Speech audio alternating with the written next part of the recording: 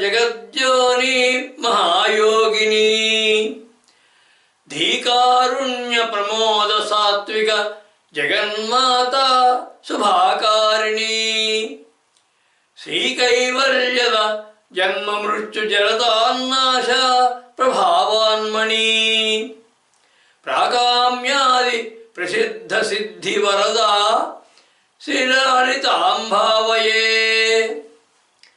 विज्ञान विकासिनी प्रज्ञान प्रभासिनी सुज्ञान प्रबोधिनी अज्ञान विनाशिनी वेदांत सुहासिनी అయిన సర్వజ్ఞ విలాసినికి శతసహస్ర వందనాలు. ఈ లలితా సహస్రారి పరంపరలో శ్రీరాములో ఉన్నటువంటి షట్చక్రాల గురించి వాటి వద్ద ఉన్నటువంటి వివిధ శక్తి స్వరూపాలుగా దేవిని వర్ణించడం జరుగుతోంది. కింద 50 నామాల నుంచి విశుద్ధి చక్రం నుంచి ప్రారంభించి అనాహత చక్రాన్ని, ఆ తర్వాత మణిపూర చక్రాన్ని, మణిపూర చక్రం తర్వాత దాని కింద ఉన్నటువంటి స్వాధిష్టాన చక్రాన్ని, ఆ తర్వాత మూలాధార చక్రాన్ని, అంతకంటే అత్యంత శక్తివంతమైనటువంటి ఆజ్ఞా చక్రాన్ని వివరించడం జరిగింది. ఆ క్రమంలో ఆయా చక్రాల యొక్క అధిదేవతల్ని, వారి పరివారాలని, ఆయుధాలని, వారికి ప్రీతికరమైనటువంటి ఆహార విహారాలని, అక్కడి పద్మాల్లో ఉండేటువంటి మాతృగా వర్ణాలని, ఆ చక్రాల యొక్క పంచభూతాత్మిక తత్వాలని, భక్తుల పట్ల వారి అనుగ్రహ విధానాలని, ఇంకా ఇతర శక్తి విశేషాలని వివరించడం జరిగింది ఆ నామాల దగ్గర. అన్నిటికన్నా పైనటువంటి సహస్రార చక్రాన్ని, అక్కడ అధిష్టాన దేవతా వివరాలని చెప్పడం ప్రారంభమైంది కిందటి 5 నామాల నుంచి. సహస్రార చక్రం దగ్గర ఉన్నటువంటి పద్మానికి 1000 దళాలని, అంటే లెక్కలేని దళాలు ఉన్నాయని, దాని మధ్య కన్నికలో దేవి అన్ని వర్ణాలతో, అంటే రంగులతో, అక్షరాలతో, స్వరాలతో, శబ్దాలతో శోభిల్లుతూ ఉంటుందని, అనేకమైన బాహువులతోటి అన్ని రకాల ఆయుధాలని, ముద్రల్ని ధరించి ఉంటుందని, దేహాల్లో అత్యంత ప్రధానము జీవధాతువు అయినటువంటి శుక్రధాతువును ఆశ్రయించి ఉంటుందని, అన్ని వైపులకి అన్ని విధాలైన ముఖాలు కలిగి ప్రకాశిస్తూ ఉంటుందని, సర్వతోముఖి అని చెప్పాయి క్రింద నామాలు. ఇంతకు ముందు చెప్పినటువంటి షట్చక్రాల దేవతల యొక్క అందరి వర్ణాలు, అందరి శక్తులు, అన్ని ఆయుధాలు, ముఖాలు, ఇంకా మిగిలిన అన్నీ కూడా సమస్తము ధరించినది, అంటే తానే అయినది, అన్నీ తానే అయినది అనేటువంటి ఈ సహస్రార పద్మాధిష్టాన దేవత అని వాటి సారాంశం. యోగ సాధనలో అత్యున్నత స్థితికి చేరినటువంటి సాధకునికి అనంత శక్తి సమేతంగా, అనేక వర్ణ మిళితంగా, అనేక ఆయుధ సహితంగా, అత్యంత ప్రకాశవంతంగా దర్శనమిస్తుంది ఈ దేవి అని యోగశాస్త్రం చెప్పింది. యోగీశ్వర యొక్క అనుభవాలు కూడా అదే. బ్రహ్మానంద సుధావర్షితం అది. సహస్రార పద్మం మీద ఉన్నటువంటి యశస్విని అనే పేరు గల దేవి యొక్క ఇష్టానిష్టాలని, స్వరూప ప్రభావ విశేషాలని వివరిస్తున్నాయి వచ్చే 2 నామాలు. అందులో మొదటిది సర్వోదర ప్రీత చిత్త అనే నామం. ఈ నామానికి అర్థం అన్ని విధాలైనటువంటి ఆహారాలని ఇష్టపడేది అని. దీని యొక్క భావార్థ శ్లోకం యాజీవక్షుధయార్తి భంజన కృత సద్భోజన ప్రీతయా ఆహారం పరబ్రహ్మ రూప విదిత కుర్వీత సమృద్ధయా సర్వాభీష్ట సమృద్ధి భోజన ప్రదా సర్వోదన ప్రీత చిత్త సర్వాత్మక జీవశక్తి వరద సిడ్నీపురీ శారద. యాజీవక్షుధయార్తి భంజన కృత సద్భోజన ప్రీతయా అన్నారు. అంటే జీవుల ఆకలిని, కోరికలను తీర్చేటువంటి అన్ని పదార్థాలతోటి కూడినటువంటి భోజనం మీద ప్రీతి కలిగినది. ఆహారం పరబ్రహ్మ రూప విదిత కుర్వీత సమృద్ధయా. ఆహారం అంటే అన్నం పరబ్రహ్మ స్వరూపం అనేటువంటి భావనని వివరించే విధంగా సమృద్ధిగా అందించేది. అందరి కోరికల మేరకి సర్వాభీష్ట సమృద్ధి భోజన ప్రదా అన్నారంటే అందరి కోరికల మీదకి సమృద్ధి అయినటువంటి భోజనాలని ప్రసాదించేది, అన్ని రకాల ఆహారాల మీద ఇష్టము కలది అని, అందరిలోనూ ఉన్నటువంటి జీవశక్తిని ప్రసాదించేటువంటి ఈశ్వరి అని. జీవుల యొక్క శరీర అభివృద్ధికి దోహదం చేసేది అన్ని రకాల ఆహారాలు పదార్థాలను కూడా ఇష్టపడుతుంది దేవిని. తైత్తిరీయ ఉపనిషత్తులో చెప్పినట్టుగా అన్నం బ్రహ్మేది విజానాత్, అన్నం న నింజాత్, అన్నం నా పరిచక్షీత, అన్నం బహు కుర్వీత అని ఇలా అన్నం గురించి చాలా చెప్పబడింది తైత్తిరీయ ఉపనిషత్తులో. అంటే అన్నాన్ని పరబ్రహ్మ స్వరూపంగా గుర్తించండి, దాన్ని నిందించకండి, పారేయకండి, దొంగిలించకండి, సమృద్ధిగా పండించి తయారు చేయండి అని బోధిస్తోంది. అటువంటి సమృద్ధిగా ఉన్నటువంటి ఆహార పదార్థాలన్నిటి మీద ప్రీతి కలిగిన దేవి అని దీని యొక్క భావం. ఇక సంతానోపనిషత్తులో సప్తమే మాసే జీవ సంయుక్తో భవతి, అష్టమే మాసే సర్వసంపూర్ణో భవతి, నవమే జీవతి అని చెప్పబడింది. అంటే 7వ మాసంలో గర్భంలో పిండంలోకి పూర్వజన్మ కర్మలతో పాటుగా జీవుడు ప్రవేశిస్తాడు. 8వ మాసంలో శిశువుకి అవయవాలు పూర్తిగా వచ్చి సర్వసంపూర్ణుడవుతాడు. 9వ మాసంలో జీవభావంతో చలనం చైతన్యం కలుగుతుంది. అంటే మనోభావంతో సంకల్పము ఆలోచనలు మొదలవుతాయి అక్కడ. ఈ మాసంలో స్త్రీలు అన్ని రకాల పదార్థాలను ఆహారంగా భుజించవచ్చు అని దీని యొక్క సారాంశం. శిశువులకి ఇదివరలో చెప్పినటువంటి పదార్థాలతో కూడిన అన్నాలు క్రమంగా తినిపించడం ప్రారంభించాక, పాయసాల నుంచి మొదలుపెట్టి తినిపించడం మొదలుపెట్టిన తర్వాత ఇక అన్ని ఆహార పదార్థాలను తినిపించవచ్చు అనేటువంటి ఆహార క్రమం కూడా ఈ నామాల్లో చెప్పబడింది. అన్ని రకాల ఆహార పదార్థాలతో తయారు చేసినటువంటి భోజనం మీద ప్రీతి కలిగిన దేవి అని ఈ నామం యొక్క భావం.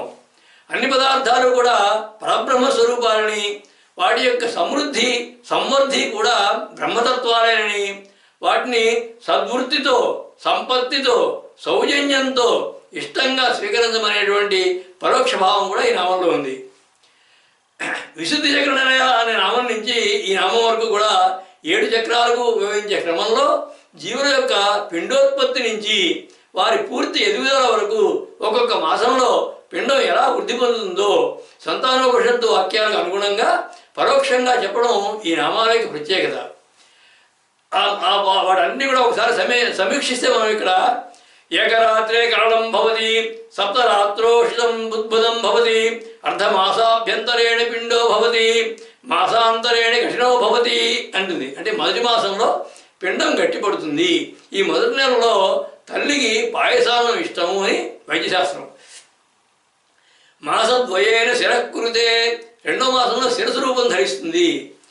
ఇక్కడ తల్లికి నేతితో కలిపిన ఇష్టం, అన్నం శ్రేష్టం అని శాస్త్రం.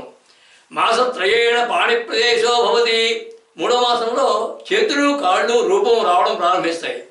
ఇక్కడ ఈ సమయంలో తల్లికి గుడాన్నం శ్రేష్టం. గుడాన్నం అంటే బెల్లంతో తయారు చేసిన అన్నం. అది 4వ మాసే జఠర కటి ప్రదేశో భవతి అన్నారు. 4వ మాసంలో పొట్ట కటి ప్రదేశము ఆ రూపం కడుతూ ఉంటాయి మెల్లిమెల్లిగాను. ఇక్కడ తల్లికి పెరుగు అన్నం శ్రేష్టం. 5మే మాసే పృష్ఠవంశో భవతి అంటే 5వ మాసంలో వెన్నెముక రూపం వెన్నెముక గట్టిపడుతూ ఉంటుంది. ఇక్కడ తల్లికి ముద్గాన్నం అంటే పెసరపప్పుతో చేసినటువంటి అన్నం శ్రేష్టం అని. 6ఠే మాసే నాసాక్షి శ్రోత్రాణి మనోభవంతి అంటే 6వ మాసంలో ముక్కు, కళ్ళు, చెవులు, మనస్సు ఏర్పడతాయి. ఇక్కడ తల్లికి పులిహార అన్నం శ్రేష్టం అని శాస్త్రం. 7మే మాసే జీవ సంయుక్తో భవతి 7వ మాసంలో పిండంలోకి జీవుడు ప్రవేశిస్తాడు. ఇక్కడ తల్లికి అన్ని రకాల ఆహారాలు శ్రేష్టమే. 8మే మాసే సర్వ సంపూర్ణో భవతి 8వ మాసంలో సర్వ అవయవ సంపూర్ణమైనటువంటి దేహం జీవునితో కూడి ఉంటుంది. 9మే జీవతి 9వ మాసంలో చలనశక్తి కలిగి పొందుతుంది అంటే కదులుతూ ఉంటుంది.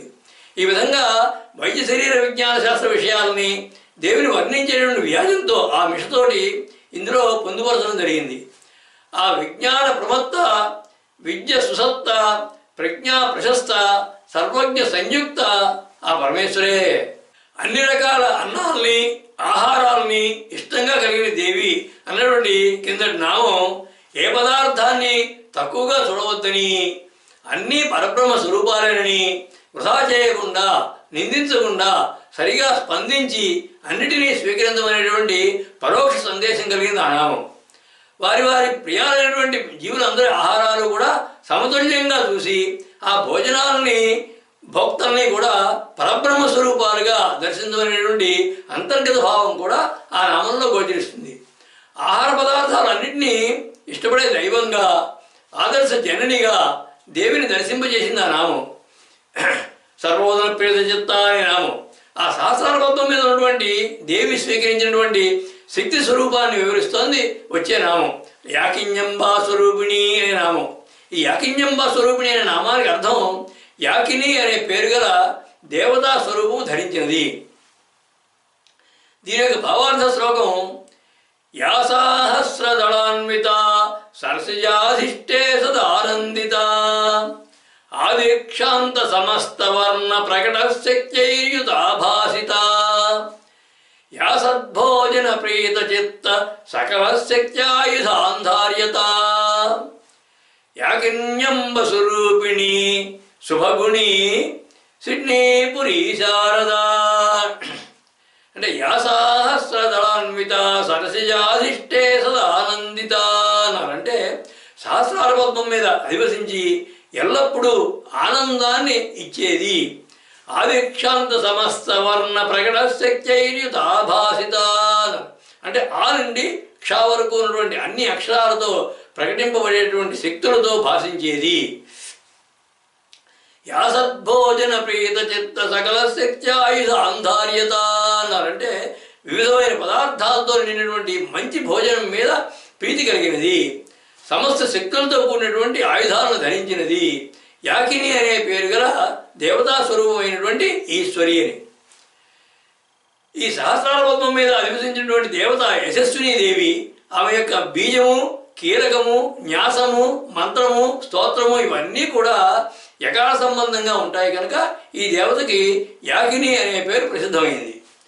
ఈమె అన్ని వర్ణాలు కలిగి అన్ని ఆయుధాలు ధరించి అన్ని ఆహారాలపైన ప్రీతి కలిగినది అని కింద నామాలన్నీ కూడా వివరించాయి. యోగిని న్యాసంలో సహస్రదళ పద్మస్థ అనే నామం నుంచి ఇక్కడ వరకు ఉన్నటువంటి నామాలలో ఉన్నటువంటి దేవతా విశేషాలన్నీ కూడా కలిపి ఒక ధ్యాన శ్లోకంగా చెప్పబడింది. ముండవ్ వ్యోమస్థ మధ్యే దశశతదళకే కర్ణికాచంద్ర సంస్థాం రేతో అనిష్టాం సమస్తాయుధ కలితకరాం సర్వతోత్రపద్మాం ఆదిక్షాంతార్ణ శక్తి ప్రకటిత పరివృతాం సర్వవర్ణాం భవానీం సర్వాన్ ఆసక్త చిత్తాం పరశివరసిగాం యాకినీం భావయామః. అంటే ముండవ్యోమస్థ మధ్యే శిరస్సులో మధ్యలో భాగంలో ఉంటుంది. దశశతదళికే అంటే 1000 దళాలు కలిగి ఉన్నది. కర్ణికాచంద్ర సంస్థాం ఆ కర్ణికలో మధ్యలో ఉన్నటువంటి చంద్రమండలం ఉంది, ఆ చంద్రమండలంలో ఉంటుంది. రేతో అనిష్టాం శుక్ల సంస్థ అనే నామం. సమస్తాయుధ కలితకరాం అంటే అన్ని ఆయుధాలు ధరించినది. సర్వతోభక్త పద్మాం సర్వతోముఖి అంటే అన్ని రకాల అన్ని దిక్కులకి ముఖాలు కలిగినది. ఆది క్షాంతార్ణవార శక్తి ప్రకట పరివృతాం అంటే ఆ నుంచి క్షా వరకు ఉండే అన్ని అక్షరాలు కూడా అన్ని అక్షరాలతో పరివేష్టించబడి ఉన్నది. సర్వవర్ణాం భవానీం అన్ని వర్ణాలు కలిగినది. సర్వవర్ణోపశోభిత అనే నామం. సర్వాన్ ఆసక్త చిత్తాం సర్వోదర ప్రియ చిత్త అన్ని రకాల ఆహారాల మీద ఆసక్తి కలిగినది. పరశివరసిగాం ఇక్కడ దేవి పరశివరసిగాం అంటే పరబ్రహ్మ స్వరూపమైనటువంటి శివునితో కూడి ఉన్నది. యాకినీం భావయామః. ఈ షట్చక్ర నిరూపణ అనే గ్రంథంలో ఈ సహస్రదళ పద్మం గురించి ఎంతో వివరంగా చెప్పబడింది. అక్కడ అందులో ఉంటుంది ఆజ్ఞాచక్రం దాటిన తర్వాత యోగి మహానాదాన్ని దర్శిస్తాడు, అతనికి వాక్సిద్ధి కలుగుతుంది. అక్కడ ఉన్నటువంటి సహస్రదళ పద్మం పూర్ణచంద్రుడిలా ప్రకాశిస్తుంది. దాని కిరణాలు సూర్యకిరణాల వలె ప్రకాశవంతంగా కాంతివంతంగా చంద్రకిరణాల వల్లే చల్లగా ఉంటాయి. అక్కడ అకారాది క్షకారాలమైనటువంటి అన్ని వర్ణాలు కూడా ఉంటాయి. అది కేవలం ఆనంద స్వరూపమైనది. దానిని చంద్రమండలం అంటారు. వృద్ధిక్షయాలు కళంకాలు లేనటువంటి చంద్రుని లాగా ఉంటుంది చంద్రమండలం. ఆ చంద్రమండలం మధ్యన ఒక మహాశూన్యం ఉన్నది. ఆ మహాశూన్యం తదంత శూన్యం సకల దొరగణై సేవితం జాతి గుప్తం అన్నారు. అంటే ఆ మహాశూన్యాన్ని దేవతలు రహస్యంగా సేవిస్తూ ఉంటారట. ఆ శూన్యం చాలా రహస్యమైనది. అది ఎంతో ప్రయత్నం మీద కానీ పొందలేరు. అక్కడే పరమేశ్వరుడు ఉంటాడు. సాధకునికి అజ్ఞానాన్ని మోహాన్ని పోగొట్టి ఆత్మజ్ఞానం కలిగిస్తాడు. అదే పరమేశ్వర సాక్షాత్కారం. ఆ సాధకుడే పరమహంస అంటుంది ఆ షట్చక్ర నిరూపణ గ్రంథం. ఇంకా అంటుంది శివస్థానం శైవా పరమపురుషం వైష్ణవగణా లభంతీతి ప్రాయో హరిహర పదం కేచిదపరే పదం దేవ్యా దేవి చరణయుగళాంభోజరసిక మునీనామప్యంతే ప్రకృతి పురుషస్థానమలం. ఆ మహాశూన్యాన్ని శైవులు శివస్థానమని, వైష్ణవులు పరమపురుష స్థానమని, శాక్తేయులు దేవీ స్థానమని, మరికొందరు హరిహర స్థానమని, మునీశ్వరులు అయితే ప్రకృతి పురుష స్థానమని అంటారు. ఇదం స్థానం జ్ఞాత్వా నీత నిజచుత్తో నరవరౌ నభూయత్ సంసారే పునరపి న బుద్ధస్త్రిభువనే సమగ్రాసక్త స్వానియమ మనసస్థ సకృతిన నిస్వాగర్తుం కగతిరపి వాణీసు విమల అంటారు. అంటే ఈ స్థానాన్ని తెలుసుకున్నటువంటి సాధకునికి పునర్జన్మ లేదు. ఇదం స్థానం జ్ఞాత్వా నీత నిజచుత్తో నరవరౌ అన్నారు. అంటే నభూయత్ సంసారే, ఈ లోకంలో బంధాలు ఉండవు, పాపపుణ్యాలు ఉండవు, సంసార బంధాలు ఉండవు. ఇక్కడ సాధన ద్వారా చేసినటువంటి యోగికి సాయుధ్యం లభిస్తుంది అని చెప్పబడింది అందులో షట్చక్ర నిరూపణ అనే గ్రంథంలో. ఇక ఏకో రుద్ర ఉచ్యతే అని శృతి. అంటే యా అనేది రుద్రాక్షరం, ఏ కూడా రుద్రవర్ణమే. కాబట్టి సహస్రారంలో యవర్ణమే ఏ వర్ణం. అంటే ఆ యా అక్షరం సంబంధమైనటువంటి దేవత యాకిని రుద్రశక్తి కూడా అని భావం. సయశ్చాయం పురుషే యశ్చాసావాదిత్యో స ఏక అని తైత్రీయ ఉపనిషత్తులో ఇవ్వబడింది. అంటే సా నుండి యా వరకు పురుషుల్లో ఉన్నాయి అక్షరాలన్నీ. యా మాత్రం ఆదిత్యునికి చేరుతుంది. అంటే దీని అసలర్థం ఏంటంటే శరీరంలో ఉన్నటువంటి నాడులన్నీ కూడా మూలాధారంలో ఉన్నటువంటి సాకిని నుంచి బయలుదేరి సహస్రారంలో ఉన్నటువంటి యాకిని వరకు వ్యాపించి ఉంటాయి. అవన్నీ కూడా శరీరంలో ఉన్నటువంటి జీవునికి సంబంధించినవి. శరీరం వెలుపల ఒక సుషుమను మాత్రం సహస్రారాన్ని యా అనేటువంటి అక్షరంతో పాటుగా ఆదిత్యునితో కలుగుతుంది. ఆదిత్యుడు అంటే పరమేశ్వరుడు అని భావం. ఎవరినో సుషుమను సూచిస్తూ ఈశ్వరైక్యాన్ని తెలుపుతుంది అనేది దీని యొక్క అర్థం. యాకిని దేవతా స్వరూపమైనది దేవి అని ఈ నామం యొక్క భావం. యకార సంబంధమైనటువంటి బీజము, కీలకము, న్యాసము, మంత్రము ఇవన్నీ వీటి వలన ఈ దేవికి యాకిని అనే పేరు ప్రసిద్ధమైంది. యకారం రుద్రవర్ణం, పరమేశ్వర సూచితం కనుక ఈ దేవి రుద్ర ఈశ్వర సంయుక్త శక్తియుతమైనది అని అంతర్గతమైన భావం. దేవీ స్థానమైనటువంటి చంద్రమండలంలో సర్వశక్తి సమన్వితగా, సర్వవర్ణ శోభితగా, సర్వదేవ సంసేవితగా యోగులకి సాధకులకి దర్శనమిస్తుంది దేవి అని దీని యొక్క భావం. ఇక విశుద్ధి చక్ర నిలయ అనేటువంటి 476వ నామం నుంచి కూడా ఇక్కడి వరకు కూడా షట్చక్ర వివరాలు ఉపాసన చెప్పబడింది. సాధకుల యొక్క శరీర దృఢత్వానికి పుష్టికి అవసరమైనటువంటి చక్రాది దేవతల యొక్క ఉపాసన ఈ లలితా సహస్రనామాల్లో ఉన్నటువంటి ఈ షట్చక్ర ఉపాసనలోనే కనబడుతుంది.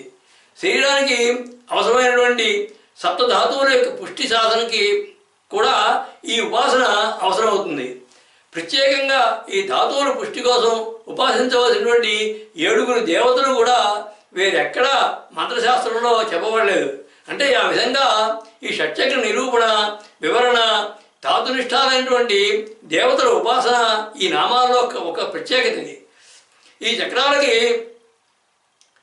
అధిపతులని, శక్తులు, తత్వాలు ఇవన్నీ కూడా ఇదివరకు విశుద్ధ చక్ర నామం నుంచి కూడా చెప్పుకుంటూ వస్తున్నారు. వాటన్నీ కూడా ఒక చోట సమీకరించి చెప్పాలనుకుంటే మొదలుపెట్టింది విశుద్ధ చక్ర నిలయాన్ని మొదలుపెట్టారు. ఈ విశుద్ధ చక్రానికి అధిపతి మహేశ్వరుడు, దేవీ రూపం వజ్రేశ్వరి, ప్రసిద్ధ నామం డాకిని, తర్వాత తత్వం ఆకాశ తత్వం, ఆశ్రయము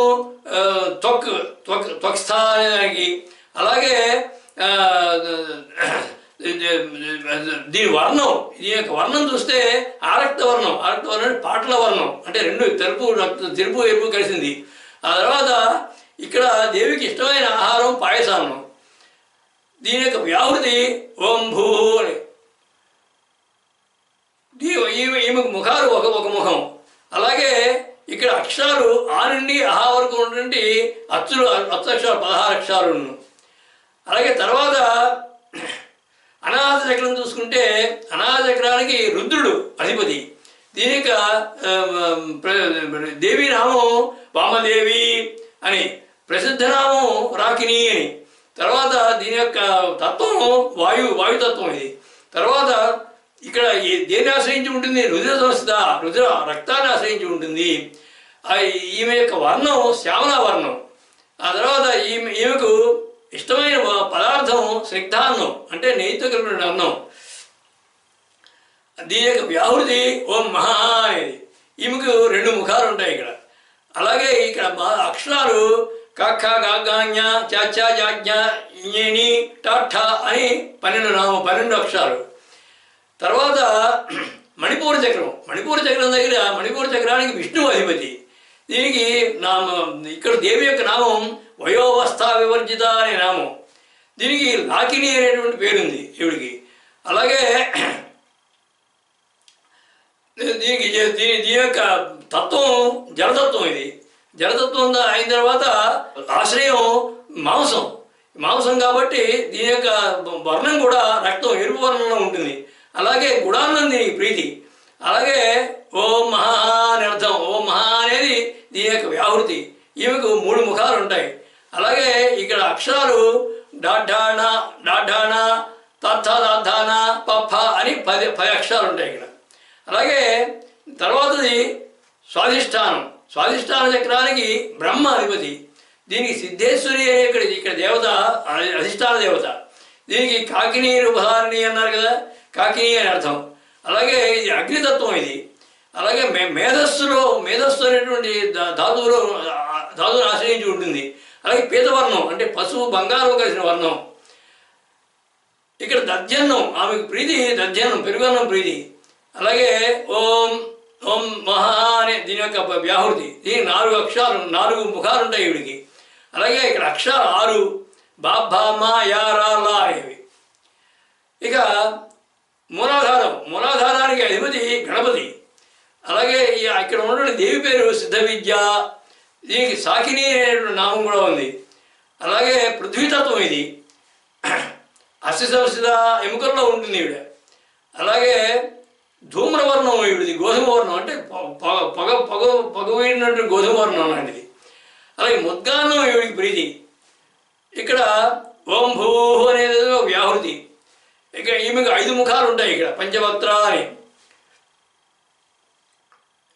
తర్వాత దీని యొక్క అక్షరాలు 4 అక్షరాలు ఇక్కడ వా శ ష స అనేవి. ఇక్కడ ఎందులో ఉంటుంది? అస్థిలో ఉంటుంది, ఆమె ఎముకల్లో ఉంటుంది ఈవిడ. ఎముకల ధాతువుని ఆశ్రయించి ఉంటుంది ఈవిడ. ఇక తర్వాత ఆజ్ఞాచక్రానికి వెళితే పైన ఆజ్ఞాచక్రంలో సదాశివుడు దానికి అధిపతి. ఇక సిద్ధమాత, ఆవిడ పేరు సిద్ధమాత. ఇక హాకిని, ఆమె యొక్క రూపం, ఆమె యొక్క పేరు సిద్ధనామం హాకిని. అలాగే దీని యొక్క తత్వం మనస్తత్వం ఇది, మనోతత్వం ఇది. అలాగే మధ్యలో ఉంటుంది, మధ్య ధాతువుని ఆశ్రయించి ఉంటుంది ఈవిడ. అలాగే శుక్రవర్ణం, తెలుపు వర్ణం వీడిది. ఆ తర్వాత హరిద్రాన్నం, ఆవిడికి హరిద్రాన్నం ప్రీతి అక్కడ. అలాగే ఓం మహా అనేది దీని యొక్క వ్యాహృతి. దీనికి 6 అక్షరాలు ఉంటాయి, 6 ముఖాలు ఉంటాయి ఈవిడికి. 2 అక్షరాలు 2 హాక్ష అనేవి 2. అలాగే సహస్రారం అనేది అన్నిటికంటే పైది. దీనికి పరమేశ్వరుడు అధిపతి. యశస్విని దీని యొక్క అధిష్టాన దేవత. ఆమెకు యాకిని అని ప్రసిద్ధమైన నామం. తర్వాత దీని యొక్క తత్వం ఆత్మతత్వం. ఇదే ఎంతకంటే మించింది లేదు, ఆత్మతత్వం అది. ఆ తర్వాత శుక్లంలో ఉంటుంది, శుక్ల సంస్థ అంటే శుక్లంలో ఉంటుంది ఆవిడ. శుక్లధాతుని ఆశ్రయించి ఉంటుంది. ఇక అన్ని వర్ణాలు, సర్వవర్ణాలు ఆవిడవే. అలాగే అన్ని అన్నాలు, సర్వోదర ప్రియచిత్త, అన్ని అన్నాలు ఆవిడకి ఇష్టమే. అలాగే సర్వతోముఖం, అన్ని ముఖాలు, ఎన్నో 1000 ముఖాలు ఉంటాయి ఆవిడకి. ఇక సర్వవర్ణాలు, అన్ని వర్ణాలు ఆవిడవే, అన్ని 50 వర్ణాలు కూడా ఆవిడవే. ఈ విధంగా ఒక్కసారి కనుక చూస్తే నేను విశుద్ధి చక్రం నుంచి కూడా మళ్ళా తిరిగి ఆజ్ఞాచక్రము, తర్వాత పైన సహస్రాలం వరకు అన్నీ కూడా చెప్పబడ్డాయి. అన్ని పంచభూతాత్మకంగా, పంచభూతాలు దాటిన తర్వాత మనస్సు, ఆత్మతో సహా అన్ని రకాలైనటువంటి భూతాలతోటి కూడుకుని ఉన్నది, అన్ని రకాల ముఖాలు ఉన్నది, అన్ని రకాల వర్ణాలు ఉన్నది అని. ఇంతవరకు దేవిని 7 చక్రాలలోనూ కూడా యోగిని శక్తి రూపంగా వివరించడం జరిగింది. ఇవి యోగ సాధకుల యొక్క సాధనా క్రమాన్ని గురించి, గర్భిణీ స్త్రీలకి ఆహారాదుల గురించిన విషయాలతో కూడా నిండి ఎన్నో విశేషాలతో నిండి ఉన్నాయి ఇందులో ఈ నామాల్లో. ఈ తర్వాత వచ్చేటువంటి ఒక 60 పైగా నామాలు వైదిక సంప్రదాయాన్ని అనుసరించి వైదిక మంత్ర స్వరూపగా దేవిని అర్చించే వారికి ఉపయోగకరాలుగా చెప్పబడుతున్నాయి. ఆ మంత్రస్వరూపిణి, భక్తి సంతోషిణి, శక్తి సద్భూషణి, సత్వ సంభాషిణి, తత్వ సద్భాసిని ఆ పరమేశ్వరే. యాగిని దేవతా స్వరూపమైన దేవి అన్నటువంటి కింద నామం సహస్రార పద్మం మీద అనంత ముఖాలతోటి, అన్ని వర్ణాలతోటి, సర్వాయుధాలతోటి, అన్ని ఆహారాలపై ప్రీతి కలిగి ఈశ్వరునితో కలిసి శివశక్త్యాత్మకమైనటువంటి తేజోరూపంలో భాషిస్తూ ఉంటుందని, అక్కడ ఆ తేజస్సును దర్శించినటువంటి మహనీయులు ధన్యులని, అదే ముక్తిపదం అని మంత్రశాస్త్రాలు, యోగశాస్త్రాలు చెప్పిన విషయాల్ని సంగ్రహంగా చెప్పింది ఆ నామం. అలా 7 చక్రాల అధిదేవతల వివరాలు, వారి శక్తులు, వర్ణాలు, స్థావరాలు చెప్పడం ఏ సాహిత్యంలోనూ లేనటువంటి ఈ నామాల ప్రత్యేకతది. వచ్చే నామాల్లో అక్కడక్కడ పరోక్షంగా ఈ చక్రాల దేవతల యొక్క అన్వయం ఉంటుంది, కానీ ఇక్కడ అన్ని దేవతలకి ఒక్కసారిగా చెప్పడం చాలా విశేషం ఇందులో ఉన్నది. అలా సర్వశక్తిమయమైనటువంటి దేవి రూపాలు మరికొన్ని చెబుతున్నాయి వచ్చే నామాలు. అందులో మొట్టమొదటిది స్వాహ అనే నామం. ఈ స్వాహ అనే నామానికి అర్థం స్వాహ స్వరూపమైనది. దీని యొక్క భావార్థ శ్లోకం శ్రద్ధాపూర్వక దేవయాజ్ఞిక హవిర్ధానాఖ్య విఖ్యాతయా స్వప్రాకాశ గజాత వేదవర వర్ణానీత ప్రజ్వల్యయా వన్నిస్తేజస ఈశ్వరాన్విత ప్రభా స్వాహా ప్రసిద్ధాఖ్యయా స్వాహా నామక సర్వసిద్ధి ప్రదతా సిడ్నీపురీ శారదా. శ్రద్ధాపూర్వక దేవయాజ్ఞిక హవిర్ధానాఖ్య విఖ్యాతయా అన్నారంటే శ్రద్ధతో నిర్వహించేటటువంటి దేవయజ్ఞాలు, వాటిలో ఉన్న హవిస్సుల్ని తీసుకునేటువంటి శక్తిగా ప్రసిద్ధి పొందింది. స్వప్రాకాశ గజాత వేద వర వర్ణానీత ప్రజ్వల్యయా, సహజమైన కాంతితో, సొంత కాంతితో ప్రకాశిస్తూ అగ్నివర్ణం తేజస్సులతో భాషించేది.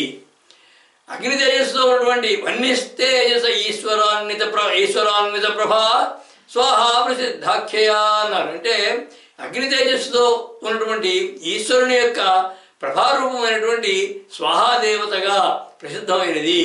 అన్ని సిద్ధుల్ని ప్రసాదించేటటువంటి స్వాహ అనే పేరు గల ఈశ్వరి అని. యజ్ఞాలు, యాగాదులు వీటన్నింటిలో కూడా దేవతను ఉద్దేశించి యజ్ఞాగ్నిలో సమర్పించే వస్తువుల్ని హవిస్సు అంటారు, లేదా హవ్యములు అంటారు. అంటే అగ్ని ద్వారా ఆయా వస్తువుల్ని ఆయా దేవతలకు స్వాహ అని అంటూ సమర్పిస్తారు. ఈ స్వాహ అంటే చక్కగా, ఆహా అంటే ఆహ్వానించుట అనే అర్థంలో ఆ దేవతను హవిస్సు తీసుకున్నట్టుగా ఆహ్వానిస్తున్నాను అని దీని యొక్క భావం. ఉదాహరణ తీసుకుంటే ఇంద్రాయ స్వాహ, ఇంద్రాయ ఇదన్నమ్మా అని ఉంటుంది. అంటే ఇంద్రుని కొరకు ఈ ద్రవ్యాన్ని సమర్పిస్తూ ఇంద్రుని ఆహ్వానిస్తున్నాను, ఈ ద్రవ్యం ఇంద్రునికే చెందును, నాది కాదు అని భావం. అంటే ఇంద్రాయ ఇదన్నమ్మా అంటే ఇంద్రాయ ఇదం, ఇంద్రునిదే ఇది, నా మమ అంటే నాది కాదు అని, అంటే పూర్తిగా సమర్పిస్తున్నాము అని అర్థం. అగ్నిదేవుని యొక్క దాహక శక్తి స్వహాదేవి. అంటే అగ్నిదేవుకి వేడి ఉంటుంది, దాహశక్తి ఉంటుంది, కాంతి ఉంటుంది. అందులో దాహక శక్తి స్వహాదేవి. యజ్ఞయాగాదుల్లో దేవతల కోసం అర్పించినటువంటి హవిస్సుల్ని ఆయా దేవతలకు చేరవేసేది స్వహాదేవి. దేవతలకి హవిస్సులను సమర్పించేటప్పుడు స్వాహ, స్వధ, స్రౌషట్, వౌషట్, వషట్ అనేటువంటి వాచికాలను ఉపయోగిస్తారు.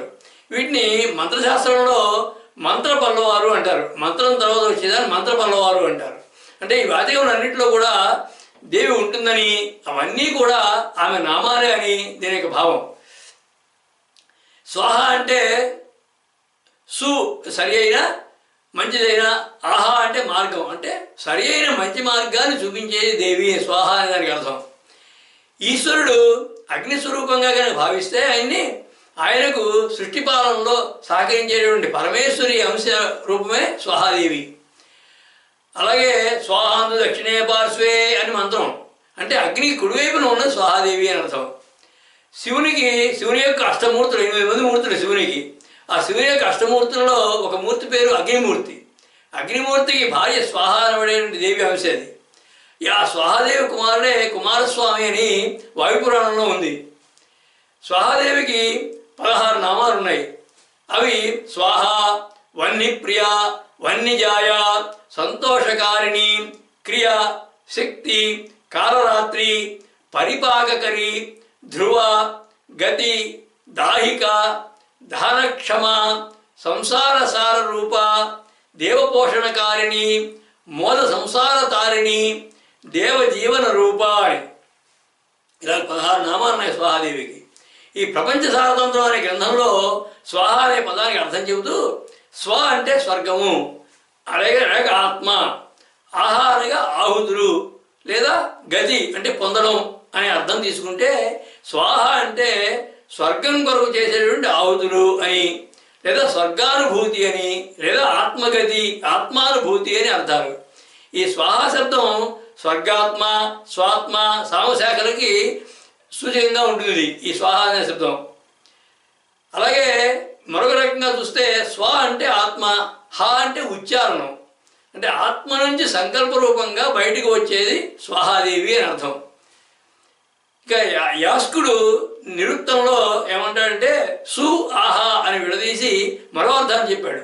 అంటే దాని అర్థం సుష్టు అనయా ఆహూయతే, అంటే దీని చేత చక్కగా పిలువబడుతున్నది అని అర్థం. అంటే స్వాహ అనే పదం చేత చక్కగా పిలువబడుతున్నది అని. అలాగే స్వాన్ అజహితే అని విడదీస్తే తన వారిని పొందినది, అంటే తన వారిని చక్కగా తెలుసుకున్నది, తమ వాటిని తనదిగా ఎరుగుతున్నది అని అర్థం. అంటే స్వస్వరూప జ్ఞానం కలిగి తన జ్ఞానం తనకు కలిగినది అని అర్థం. ఇక విశుద్ధి చక్రాధిదేవత అయినటువంటి వజ్రేశ్వరి దేవి యొక్క మంత్ర విశేషమే స్వాహ అనేది. మొట్టమొదటి మొదలుపెట్టినప్పుడు విశుద్ధి చక్రాధిదేవత కనుక చెప్పాం కాబట్టి ఆ దేవత యొక్క మంత్ర విశేషం స్వాహ. శ్రీ విద్యా మార్గంలో అంతర్యాగంలోనూ రహోయాగంలోనూ కూడా మంత్రజపం చేస్తూ ఆ చిదగ్నిలో సంస్కారాలన్నింటినీ కూడా స్వాహ అని చెప్పి దహిస్తారు. దాని ఫలితం మాయా చైతన్య లక్షణం నశించిపోవడమే. అది సాధించిన వారు ధన్యులు. అగ్నిసోమయం జగత్ అంటుంది శృతి. అంటే అగ్నిబిందువు, సోమబిందువు అంటే ప్రకాశ విమర్శ బిందువులు యొక్క సమ్మేళనమే ఈ జగత్తు అంతా అని భావం. అగ్నిసోమమయం జగత్ అంటే అగ్ని అంటే అగ్నిబిందువు, సోమ అంటే సోమబిందువు అంటే ప్రకాశ బిందువు, విమర్శ బిందువు, ఈ రెండు కలిస్తేనే జగత్తు అని భావం. అంటే అంశరూపంగా అగ్నియే శివుడు, స్వాహాయే దేవి అని అసలు భావం. స్వాహ అనే పదాన్ని మరో రకంగా విడదీస్తే స్వ ఆ హ అని కనుక విడదీస్తే స్వ అంటే నిరాకార నిరంజనమైనటువంటి పరమాత్మకి తాను ఉన్నాను అనే జ్ఞానం కలగడం, దాన్ని స్వ అంటారు. అప్పుడు ఆయనకు నిశ్వాసం వచ్చి అందులో నుంచి మొదటి నాదం వచ్చింది. ఆ నాదమే ఆ. అదే ఆ బ్రహ్మం యొక్క మొట్టమొదటి అభివ్యక్తి. ఆ బ్రహ్మం ఉన్నది అని తెలుసుకోవడానికి మొట్టమొదటిది ఆ నాదమే. ఆ నాదం అకారం. అందుకే ఆ అంటే బ్రహ్మం అని అర్థం. ఆ అకారమే శక్తి కూడాను, అంటే శివశక్తి స్వరూపం అది. హ అంటే ఆకాశం. శూన్యం నుంచి సృష్టికి కావాల్సినటువంటి 6 ఆకాశాలని నిర్మించినటువంటి ఆ నాదరూప శివ పరాశక్తియే స్వాహ అని అర్థం. మార్కండేయ పురాణంలో ఈ స్వాహాదేవిని ఉద్దేశిస్తూ దేవతలు అంటారు, ఓ దేవి, నీ నామాన్ని ఉచ్చరించడం వలన దేవతలు అందరూ కూడా తృప్తి చెందుతున్నారు. యజ్ఞాలన్నింటిలోనూ కూడా స్వాహ అనే నామాన్ని ఉచ్చరించినంత మాత్రానే దేవతలు ప్రీతులవుతారు అని చెప్పబడింది. పద్మపురాణంలో స్వాహ మహేశ్వరీపురే అని ఉంటుంది. అంటే మహేశ్వర పురపీఠానికి అధిష్టాన దేవత స్వాహాదేవి అని చెప్పబడింది. అలాగే మనం ఆచమనం చేసేటప్పుడు స్వాహ వాచకాన్ని వాడడంలో భావం ఏంటంటే స్థూల సూక్ష్మ కారణ శరీరాలను శుద్ధి చేయడం. 3 సార్లు స్వాహాని ఉదకం తీసుకోవడం వల్ల స్థూల శరీరం, సూక్ష్మ శరీరం, కారణ శరీరం ఈ మూడు కూడా శుద్ధి అవుతాయి అని. అంటే అలాగే భోజనం చేసేటప్పుడు కూడా మొదట పంచ ప్రాణవాయువులతో స్వాహావాచిక అని చెబుతూ ఆహుతులను తీసుకుంటాం వలన దేహంలో ఉన్నటువంటి వైశ్వానరాగ్నికి హవిస్సులు సమర్పించడమే. దానివల్ల తిన్న ఆహారాన్ని ఆ వైశ్వానరుడు అంటే అగ్ని రూపంలో ఉన్నటువంటి వైశ్వానరుడు పూర్తిగా భస్మం చేస్తాడు అని దాని యొక్క భావం. ఈ స్వాహా మంత్రం వల్ల శరీరాలు శుద్ధి అవ్వడం, ఆహారం సమంగా అరగడం జరుగుతాయి. ప్రథమ మాసంలో, మొట్టమొదటి మాసంలో గర్భంలో ఉన్న పిండానికి సంబంధించినటువంటి శక్తి రూపం ఈ స్వాహాదేవతా స్వరూపం. భగవద్గీతలో రాజవిద్యా రాజయోగ యోగంలో భగవానుడు అంటాడు, అహంకృతుడు అహం యజ్ఞం స్వదాహ మామౌషధం మంత్రోహమహమేవాద్య మహమగ్నిహముతం అంటాడు. అంటే అన్ని క్రతువులు నేనే, యజ్ఞాన్ని నేనే, పితృదేవతలకు ఇచ్చే స్వధాదేవతా శక్తిని నేనే, ఔషధము, మంత్రము, హవిస్సు, అగ్ని, హోమకర్మము, హుతము అన్నీ కూడా నేనే. అంటే స్వధా రూపాలన్నీ కూడా పరబ్రహ్మ రూపాలే, అవి దేవి అంశలే అని దాని యొక్క భావం. ఈ స్వాహాదేవతా స్వరూపమైన దేవి అని నామం యొక్క భావం. యజ్ఞయాగాది క్రతువుల్లో దేవతల కోసం అగ్ని ద్వారా అర్పించినటువంటి హవిస్సుల్ని ఆయా దేవతలకు చేరుస్తుందని, భక్తులను సరి అయిన మార్గంలో నడిపిస్తుందని, ఆహారాదుల్లో వ్యాహృతుల ద్వారా ఆహారాన్ని సవ్యంగా అడిగేటట్టుగా చేసి జీవుల్ని రక్షిస్తుందని, స్వర్గానుభూతిని యోగ సాధనలో కూడా ఆత్మానుభూతిని ప్రసాదిస్తుందని ఈ నామం యొక్క విస్తృతమైన భావం. ఈ స్వాహ అనే నామాన్ని ఉచ్చరించినంత మాత్రానే దేవతలు సంతృప్తి చెందుతారన్నది పురాణ ప్రసిద్ధమైనది. మంత్రశాస్త్ర సుసిద్ధం అది కూడాను. ఆ దేవప్రీతి సహా సర్వశక్తిర్మహా శక్తి తత్వసహ తత్వభావా భావహర్షాస్వ ఆ పరమేశ్వరే.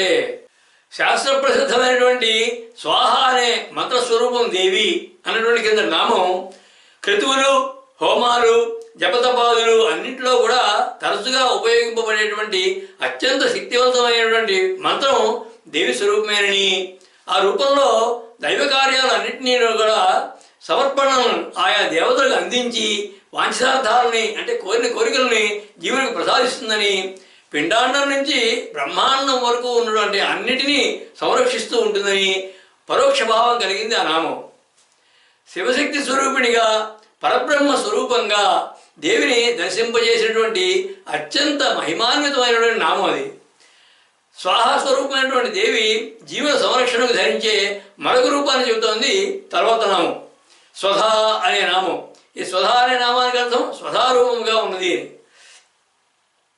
దీని భావార్థ శ్లోకం సర్వజీవ శరీర ధారణ ప్రదాన్ యద్దేవయాన్ ప్రీతయా తేజోరూప మహేశ్వరాయుత గణశక్చేతు ప్రఖ్యాతయా శ్రద్ధామూలక శక్తి రూప సకల జీవే సదాధిష్ఠయా వామాదేవతయా స్వధా వినుతయా సిడ్నీపురీ శారదా. సర్వజీవ శరీర ధారణ ప్రదాన్ యద్దేవయాన్ ప్రీతయా అన్నారంటే జీవులందరికీ శరీర ధారణని ప్రసాదించేవాడి నుండి పితృదేవతలకి ప్రీతిని కలిగించేది. పితృదేవతలు అనే దేవతలు జీవులందరికీ కూడా శరీర ధారణకి శరీర పుష్టిని కలిగిస్తారు. వాళ్ళు అటువంటి పితృదేవతలకు ప్రీతిని కలిగిస్తుంది ఆవిడ.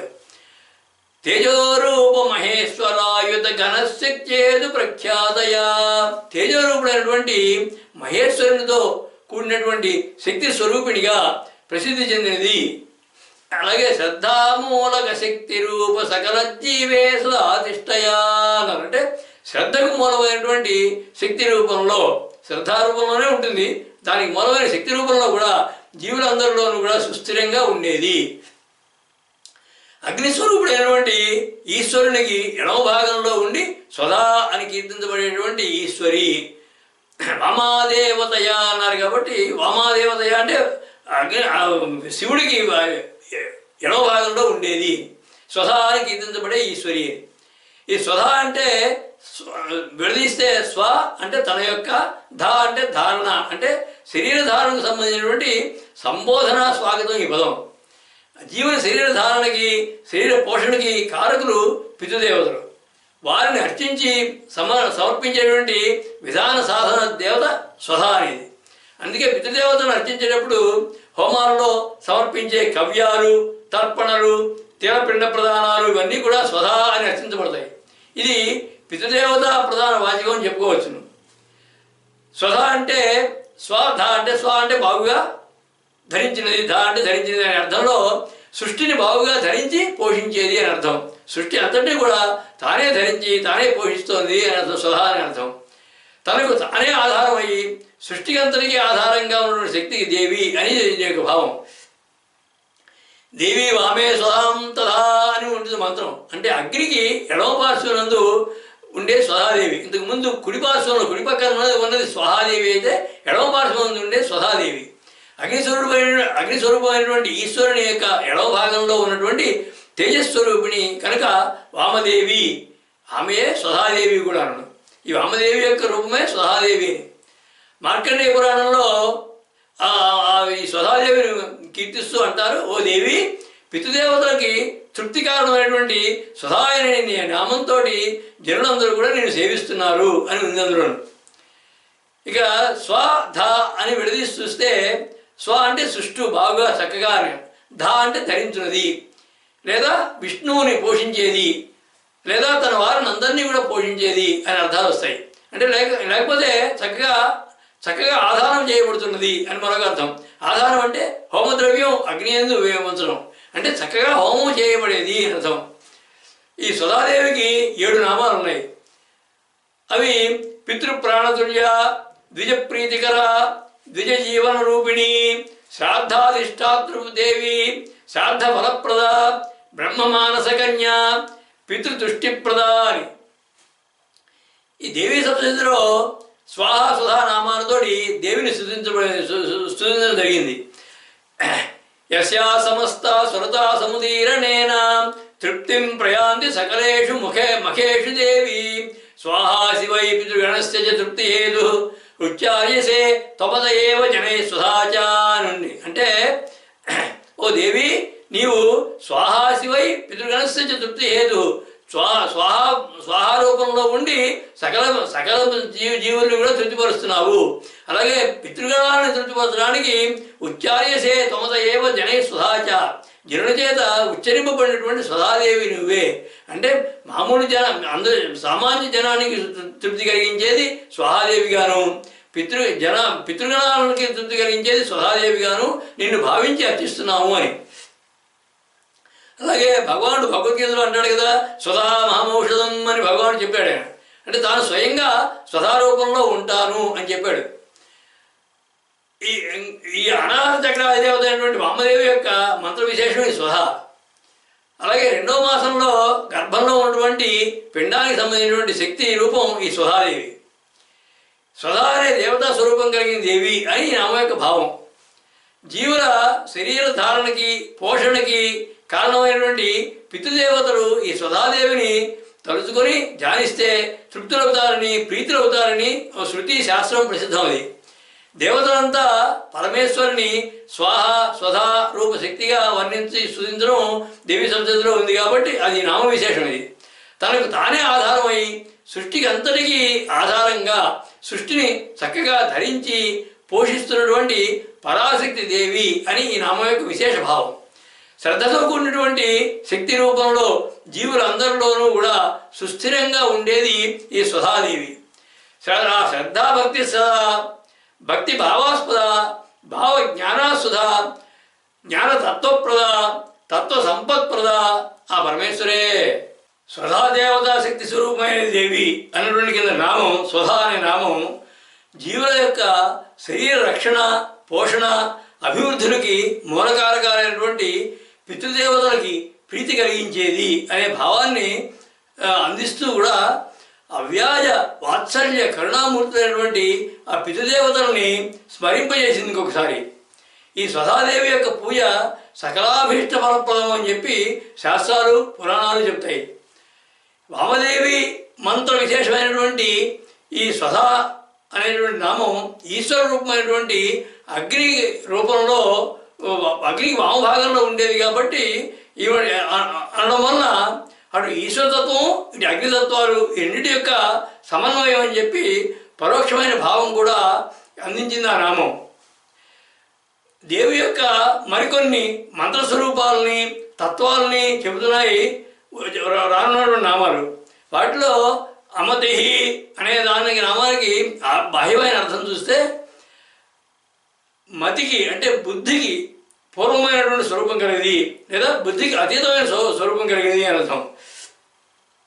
దీని యొక్క భావార్థ శ్లోకం అవ్యక్తాకృతము మనశక్తి మహిమోపేతాది సంశోభిత సృష్ట్యారంభక నిశ్చల స్థితి నిధాన పూర్ణ ప్రజ్ఞాన్విత జ్ఞానాత్పూర్వ సునిత్య సంపదయుత ప్రజ్ఞా ప్రభావైర్యుత ఆనందాది సుధామతి గుణమతి సిడ్నీపురీ శారద. అవ్యక్తకృతము అనశక్తి మహిమోపేతాది సంశోభిత అన్నారంటే అవ్యక్తమైనటువంటి స్థితిలో అంటే బహిరంగంగా కనపడిన స్థితిలో మూలమైనటువంటి శక్తి రూపంలో అత్యంత మహిమలతో శోభిల్లేది. సృష్ట్యారంభక నిశ్చల స్థుతి నిధాన పూర్ణ ప్రజ్ఞాన్విత అన్నారంటే సృష్టి ప్రారంభానికి ముందున్నటువంటి నిశ్చలమైన స్థితిలో నిండినటువంటి సంపూర్ణ ప్రజ్ఞ కలిగినది. జ్ఞానాత్పూర్వ సునిత్య సంపదయుత ప్రజ్ఞా ప్రభావైర్యుత అంటే జ్ఞానానికి పూర్వంలో అంటే జ్ఞానానికి ముందు శాశ్వతంగా ఉన్న సంపద కలిగింది. ఈ జ్ఞానం రాకముందు ఏముందో అది శాశ్వతమైనది, ఆ శాశ్వతమైన సంపద కలిగినది. ప్రజ్ఞతో ప్రకాశించేది, ప్రజ్ఞా ప్రభావాన్విత అంటే ప్రజ్ఞతో ప్రకాశించేది. ఆనందమైనటువంటి అమృతుల్యమైన మనస్సు బుద్ధి కలిగిన ఈశ్వరి. ఆనందాది సుధామతి గుణమతి అన్నారంటే ఆనందమైనటువంటి అమృతంతో సమానమైనటువంటి మనస్సు బుద్ధి కలిగినది. ఇక ఈ నామానికి అమతి ఎందుకు అనవలసి వచ్చిందంటే ఇంతకు ముందు నామాల్లో కుమార గణనాథాంబ పుష్టిర్మతి ధృతి అనే ఒక మతి అనే నామం వచ్చింది. కాబట్టి ఇక్కడ అమతి అనే నామానికి అన్వయం చేస్తే ఏ విధంగా అన్వయం అవుతుందో చూస్తే అది తెలుస్తుంది. ఈ అమతి అంటే మతి లేక బుద్ధికి ముందున్నటువంటి స్థితి అని అర్థం. అంటే మతి లేనటువంటి స్థితి, అదే బుద్ధి లేనటువంటి స్థితి, బుద్ధికి పూర్వం ఉన్న స్థితి అని అర్థం. జీవుల్లో బుద్ధి వికసించక ముందు ఉన్నటువంటి స్థితి అంటే శబ్దం రావడానికి ముందు ఉన్నటువంటి నిశ్శబ్ద స్థితి, సృష్టి ప్రారంభానికి ముందు ఉన్నటువంటి నిశ్చలమైన స్థితి, ఇవన్నీ కూడా దేవి యొక్క స్వరూపాలే అని దీని యొక్క అర్థం. వికాసం చెందినటువంటి బుద్ధి ఆ విధంగా ఒక రకంగా చూస్తే వికాసం చెందినటువంటి బుద్ధి, అలాగే నిశ్శబ్దంలో నుంచి శబ్దం ఉత్పన్నం అవడం, అలాగే నిశ్చలం నుంచి చైతన్యం ఉద్భవించడం, ఇలాగనే అమతి నుంచి మతి ఉద్భవిస్తుందని అంటే మతికి పూర్వమైనటువంటి మూలస్థితి, మతికి పూర్వమైనటువంటి స్థితి అది అమతి అని అంటే మతి లేకపోవడం కాకుండా మతికి పూర్వమైన స్థితి అని అమతి అని దీని యొక్క భావం. ఇక అమతి అంటే మతికి అందనిది అని కూడా ఒక అర్థం ఉంది. మతికి అందనిది అంటే బుద్ధి అందుకోలేనిది అని మరొక అర్థం. అంటే వాక్కు మనస్సులతో ఉపాసించడానికి అతీతమైనది అని అర్థం. మనోవాచామగోచర అనే నామానికి అర్థంలో కూడా ఇదే. అంటే మనస్సు వాక్కు కూడా ఎక్కడ దాకా వెళ్ళి ఆ తర్వాత ఇక వెళ్ళలేక వెనక్కి దిగి వచ్చేస్తాయో ఆ పైన ఉన్నది పరబ్రహ్మస్వరూపము. అంటే ఈ వాక్కు మనస్సును ఉపాసించడానికి అతీతమైనది అని దీని యొక్క అర్థం. అంటే 5 ఆకాశాలైనటువంటి ఈ భూతాకాశము, తన్మాత్రాకాశము, మా అహంకారాకాశము, మాదాకాశము, అవ్యక్తాకాశము, ఈ 5 ఆకాశాలు పైన అన్నిటికీ వీటికి మూలమైనటువంటిది పరాకాశం. ఆ పైన ఉన్న పరాకాశ స్వరూపిణి ఇవిడ అని అర్థం. అక్కడ దేవికి మది బుద్ధి ఇవన్నీ ద్వారా దేవుని దర్శించడం అక్కడ పరాకాశంలో ఉన్నటువంటి స్వరూపిణికి ఆమెను మన యొక్క మతి మన బుద్ధి ద్వారా ఆమెను దర్శించలేనిది కనుక అమతి అని అర్థం. మతికి అందరిది అన్న భావంలో మతికి ముందు సృష్టించబడినటువంటి జీవులు, ప్రాణస్పందన, అహంకారము, త్రిగుణాలు, శబ్దము, నాదము, తత్వాలు, కాలము ఇత్యాదులు అన్నీ కూడా దేవి యొక్క రూపాలే అని భావం. అంటే మతికి అందనిది అంటే మతికి ముందు ఉన్నవి ఇవన్నీ. మతిని సృష్టించడానికి ముందు ఇవన్నీ సృష్టించబడ్డాయి కాబట్టి ఈ స్వరూపాలు అని అర్థం. అమతి అంటే అమనస్కమైనటువంటి దేవతా ప్రజ్ఞ అనే అర్థం తీసుకుంటే దేవి నిర్లేపమైనది, నిశ్చలమైనది, నిర్వికారమైనటువంటి ప్రజ్ఞాస్వరూపిణి అని అర్థం. ఇక అమతి అంటే మతి లేదు అనే అర్థంలో కూడా తీసుకుంటే కూడా ఆ మతి లేని జడముల యొక్క స్వరూపమైనది. జడములకు మతి ఉండదు కాబట్టి ఆ జడస్వరూపం కూడా జడాత్మిక అనే నామం కూడా ఉంది కదా. జడాత్మిక అనే నామం ప్రకారం చూసినా సరే అమతి అంటే జడముల స్వరూపమైనది అని కూడా అర్థం. ఇందులో ఆ అంటే పరబ్రహ్మ స్వరూపమైనటువంటి ప్రకాశ బిందువు అది. మతి అంటే సంబంధం కలది అని అర్థం. కనుక ప్రకాశ బిందువుతో సంబంధం కలిగినది విమర్శ బిందు స్వరూపిణి అని దీని యొక్క అర్థం. అమతి అంటే ప్రకాశ బిందువుతో సంబంధమైనటువంటి విమర్శ బిందువు అని. పరబ్రహ్మకి సృష్టి చేయాలని కోరిక కరగపూర్వం ఉన్నటువంటి నిశ్చల స్థితి ఎటువంటిదో అంటే అవ్యక్తమైన స్థితి. ఆ అవ్యక్తమైన స్థితి అదే మూల ప్రకృతి, అదే దేవి. అమతి అంటే అదే అర్థం. ఇక సృష్టి క్రమంలో చూస్తే మొట్టమొదట ప్రాథమిక సృష్టి బుద్ధిపూర్వకంగా జరిగింది కాదు అది. అంటే ప్రథమ సృష్టికి ముందు బుద్ధికి ముందు బుద్ధి సృష్టించబడలేదు. అంటే అప్పుడు ఆ పరమేశ్వరుని యొక్క సంకల్పానికి సృష్టి చేయడం మొదలుపెట్టారు అంతే. అంతేకాదు బుద్ధిపూర్వకంగా ఈ విధంగా ఇలా ప్రణాళిక ప్రకారం ఈ విధంగా సృష్టి చేయాలని చేయలేదు. అంటే బుద్ధికి పూర్వం ఉన్నది ఇది అని అర్థం. అంటే పరబ్రహ్మ ఇచ్చామాత్రంతో సృష్టి జరిగింది కనుక ఆ మతిని సృష్టించడానికి ముందు ఉన్నటువంటి పరబ్రహ్మ యొక్క ఇచ్ఛాస్వరూపురాలు దేవి అని దీని యొక్క భావం. అంత నిగూఢమైన భావం ఉంది ఈ నామంలో. ఇక వైదిక నిఘంటువులో అమతి అంటే స్వాత్మ విజ్ఞానం అని అర్థం. అంటే తన యొక్క విజ్ఞానం కలిగినది, తన యొక్క జ్ఞానం కలిగినది అని అర్థం. అలాగే అమతి అంటే అజ్ఞానము, అవిద్య లేదా అబుద్ధి అనే అర్థం తీసుకున్నా కూడా దేవి సృష్టిలో మొట్టమొదటిగా అవ్యక్తంగా ఉన్నటువంటి మూల ప్రకృతి అవిద్యాస్వరూపిణి అని భావం. అంటే విద్యా స్వరూపిణి ఆవిడే. అంటే విద్యాస్వరూపిణి ఆవిడే, అవిద్యాస్వరూపిణి ఆవిడే. అలాగే జ్ఞానాజ్ఞాన స్వరూపిణి అని భావం. ఈ మణిపూర చక్రాదేవత అయినటువంటి వయోవస్థ వివర్జిత అనేటువంటి దేవి యొక్క మంత్ర విశేషం ఈ అమతి అనేది. 3వ మాసంలో గర్భంలో ఎదుగుతున్న పిండానికి సంబంధించినటువంటి శక్తి విశేషం ఈ అమతి అనేది. మతి బుద్ధికి పూర్వమే ఉన్నది దేవి అని దీని యొక్క భావం. బుద్ధిని సృష్టించడానికి ముందు అహంకారము, తన్మాత్రలు, త్రిగుణాలు, ఆకాశాలు, తత్వాలు, శబ్దాలు, నాదాలు, ఇవన్నీ తేజస్సు, కాలము, ఇంకా ముందుకు పెడితే పరబ్రహ్మ సంకల్పం వరకు కూడా ఎన్నో సృష్టించబడినటువంటి వాటి యొక్క మూల ప్రకృతి స్వరూపమైన దేవి అని విస్తృతమైన భావం ఈ నామంలో ఉంది. అంటే అవ్యక్తం నుంచి వ్యక్తమైనటువంటి సృష్టి క్రమంలో ఆ అవ్యక్త స్థితిలో ఈశ్వర సంకల్ప శక్తిగా, మాయా చైతన్య శక్తిగా ఉన్నది దేవి అని దీనికి పరోక్ష భావం అమతి అంటే. అంటే తనదైన జ్ఞానం కలిగినది. సృష్టికి పూర్వమే సృష్టించడానికి, నిర్వహించడానికి కావలసినటువంటి మతి అంటే బుద్ధి, జ్ఞానము తనదైనది. అంటే ఆ జ్ఞానము తనదిగా కలిగినది అని కూడా అన్వయం చేసుకోవచ్చు ఈ నామానికి. ఆ సృష్టి కార్యోన్నతి, జగత్ రచనాధృతి, విశ్వవిద్యాన్నతి, జ్ఞానభావాకృతి, సర్వప్రజ్ఞావతి, తత్వమూలాకృతి ఆ పరమేశ్వరే. బుద్ధికి పూర్వమే జీవుల్లో ఉన్నటువంటి దేవి అనేటువంటి అమతి అనేటువంటి కింద నామం. బుద్ధి అంటే మతికి ముందే సృష్టించబడినటువంటి అహంకారము, త్రిగుణాలు, తత్వాలు, తేజస్సు, నాదం, కాలం, ఇలాంటివి అన్నిటికంటే అన్ని రూపం కలిగినది అని అర్థం. లేదా వాటన్నిటికంటే కూడా ముందే ఉన్నది.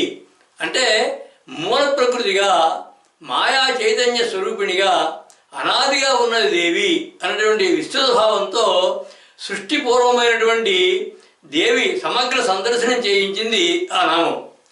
జ్ఞానం కంటే ముందు జ్ఞానం లేని స్థితిలో కూడా ఉన్నది. అంటే జ్ఞానాజ్ఞాన స్వరూపిణి అనేటువంటి అర్థాన్ని కూడా ఇముడ్చుకున్నటువంటి అద్భుతమైన నామం అది అమతి అనే నామం.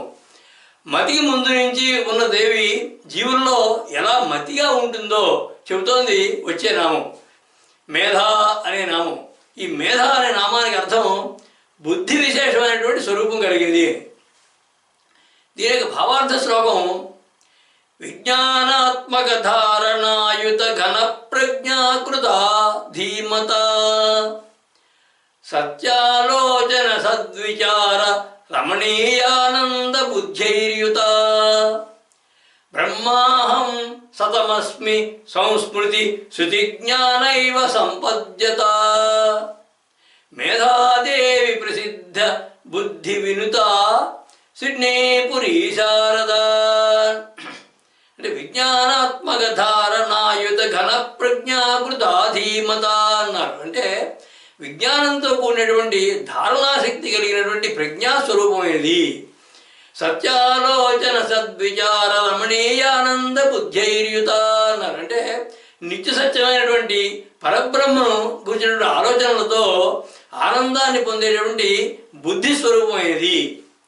బ్రహ్మాహం సతమస్మి సంస్మృతి శృతి జ్ఞానైవ సంపద్యత అన్నారంటే అహం బ్రహ్మాస్మి అంటే బ్రహ్మను నేనే అన్నటువంటి వేదజ్ఞానం పూర్తిగా అవగతమైనటువంటి బుద్ధి స్వరూపమైనది. మేధాదేవిగా ప్రసిద్ధి పొందినటువంటి ఈశ్వరి అని. ధీ ధారణావతి మేధ అనేటువంటి అగ్నిపురాణం యొక్క నిర్వచనం ప్రకారం చూస్తే మేధ అంటే ధారణ కలిగినటువంటి బుద్ధి కుశలత, మతి లక్షణం అని అర్థాలు. ధారణ అంటే గుర్తుంచుకోవడం, అది అటువంటి బుద్ధి కుశలత కలిగినట్టు ఉండడం మేధ అని అర్థం. బుద్ధి యొక్క సూక్ష్మ గుణమైనటువంటి ధారణ అంటే గుర్తుపెట్టుకోవడం, తిరిగి జ్ఞప్తికి చేయగలగడం, చురుకైనటువంటి పదులైనటువంటి మంచి ఆలోచనలు రావడం అనే లక్షణాల రూపంలో అందరిలోనూ ఉన్నది దేవి అని దీని యొక్క అర్థం. మేధు సంగమే అని ధాతురూపం దానికి. అంటే అసలు మేధ అనే దానికి ధాతురూపం సంగమే అని అర్థం. అంటే మేధ, ఆ మేధ ఎలా అయిందంటే అన్ని జ్ఞానాల సంగమం అయినది కనుక మేధ అనేది. అటువంటి అన్ని జ్ఞానాల సంగమ స్వరూపం దేవి అని అర్థం. బ్రహ్మమస్మి స్మృతిరేవ మేధ అంటారు శంకరాచార్యులు వారు భాష్యంలో ఆ విధంగా నిర్వచించారు మేధాని. అంటే తానే బ్రహ్మ అన్నటువంటి జ్ఞానం కలిగి ఆ విషయం ఎల్లప్పుడూ గుర్తుండడం.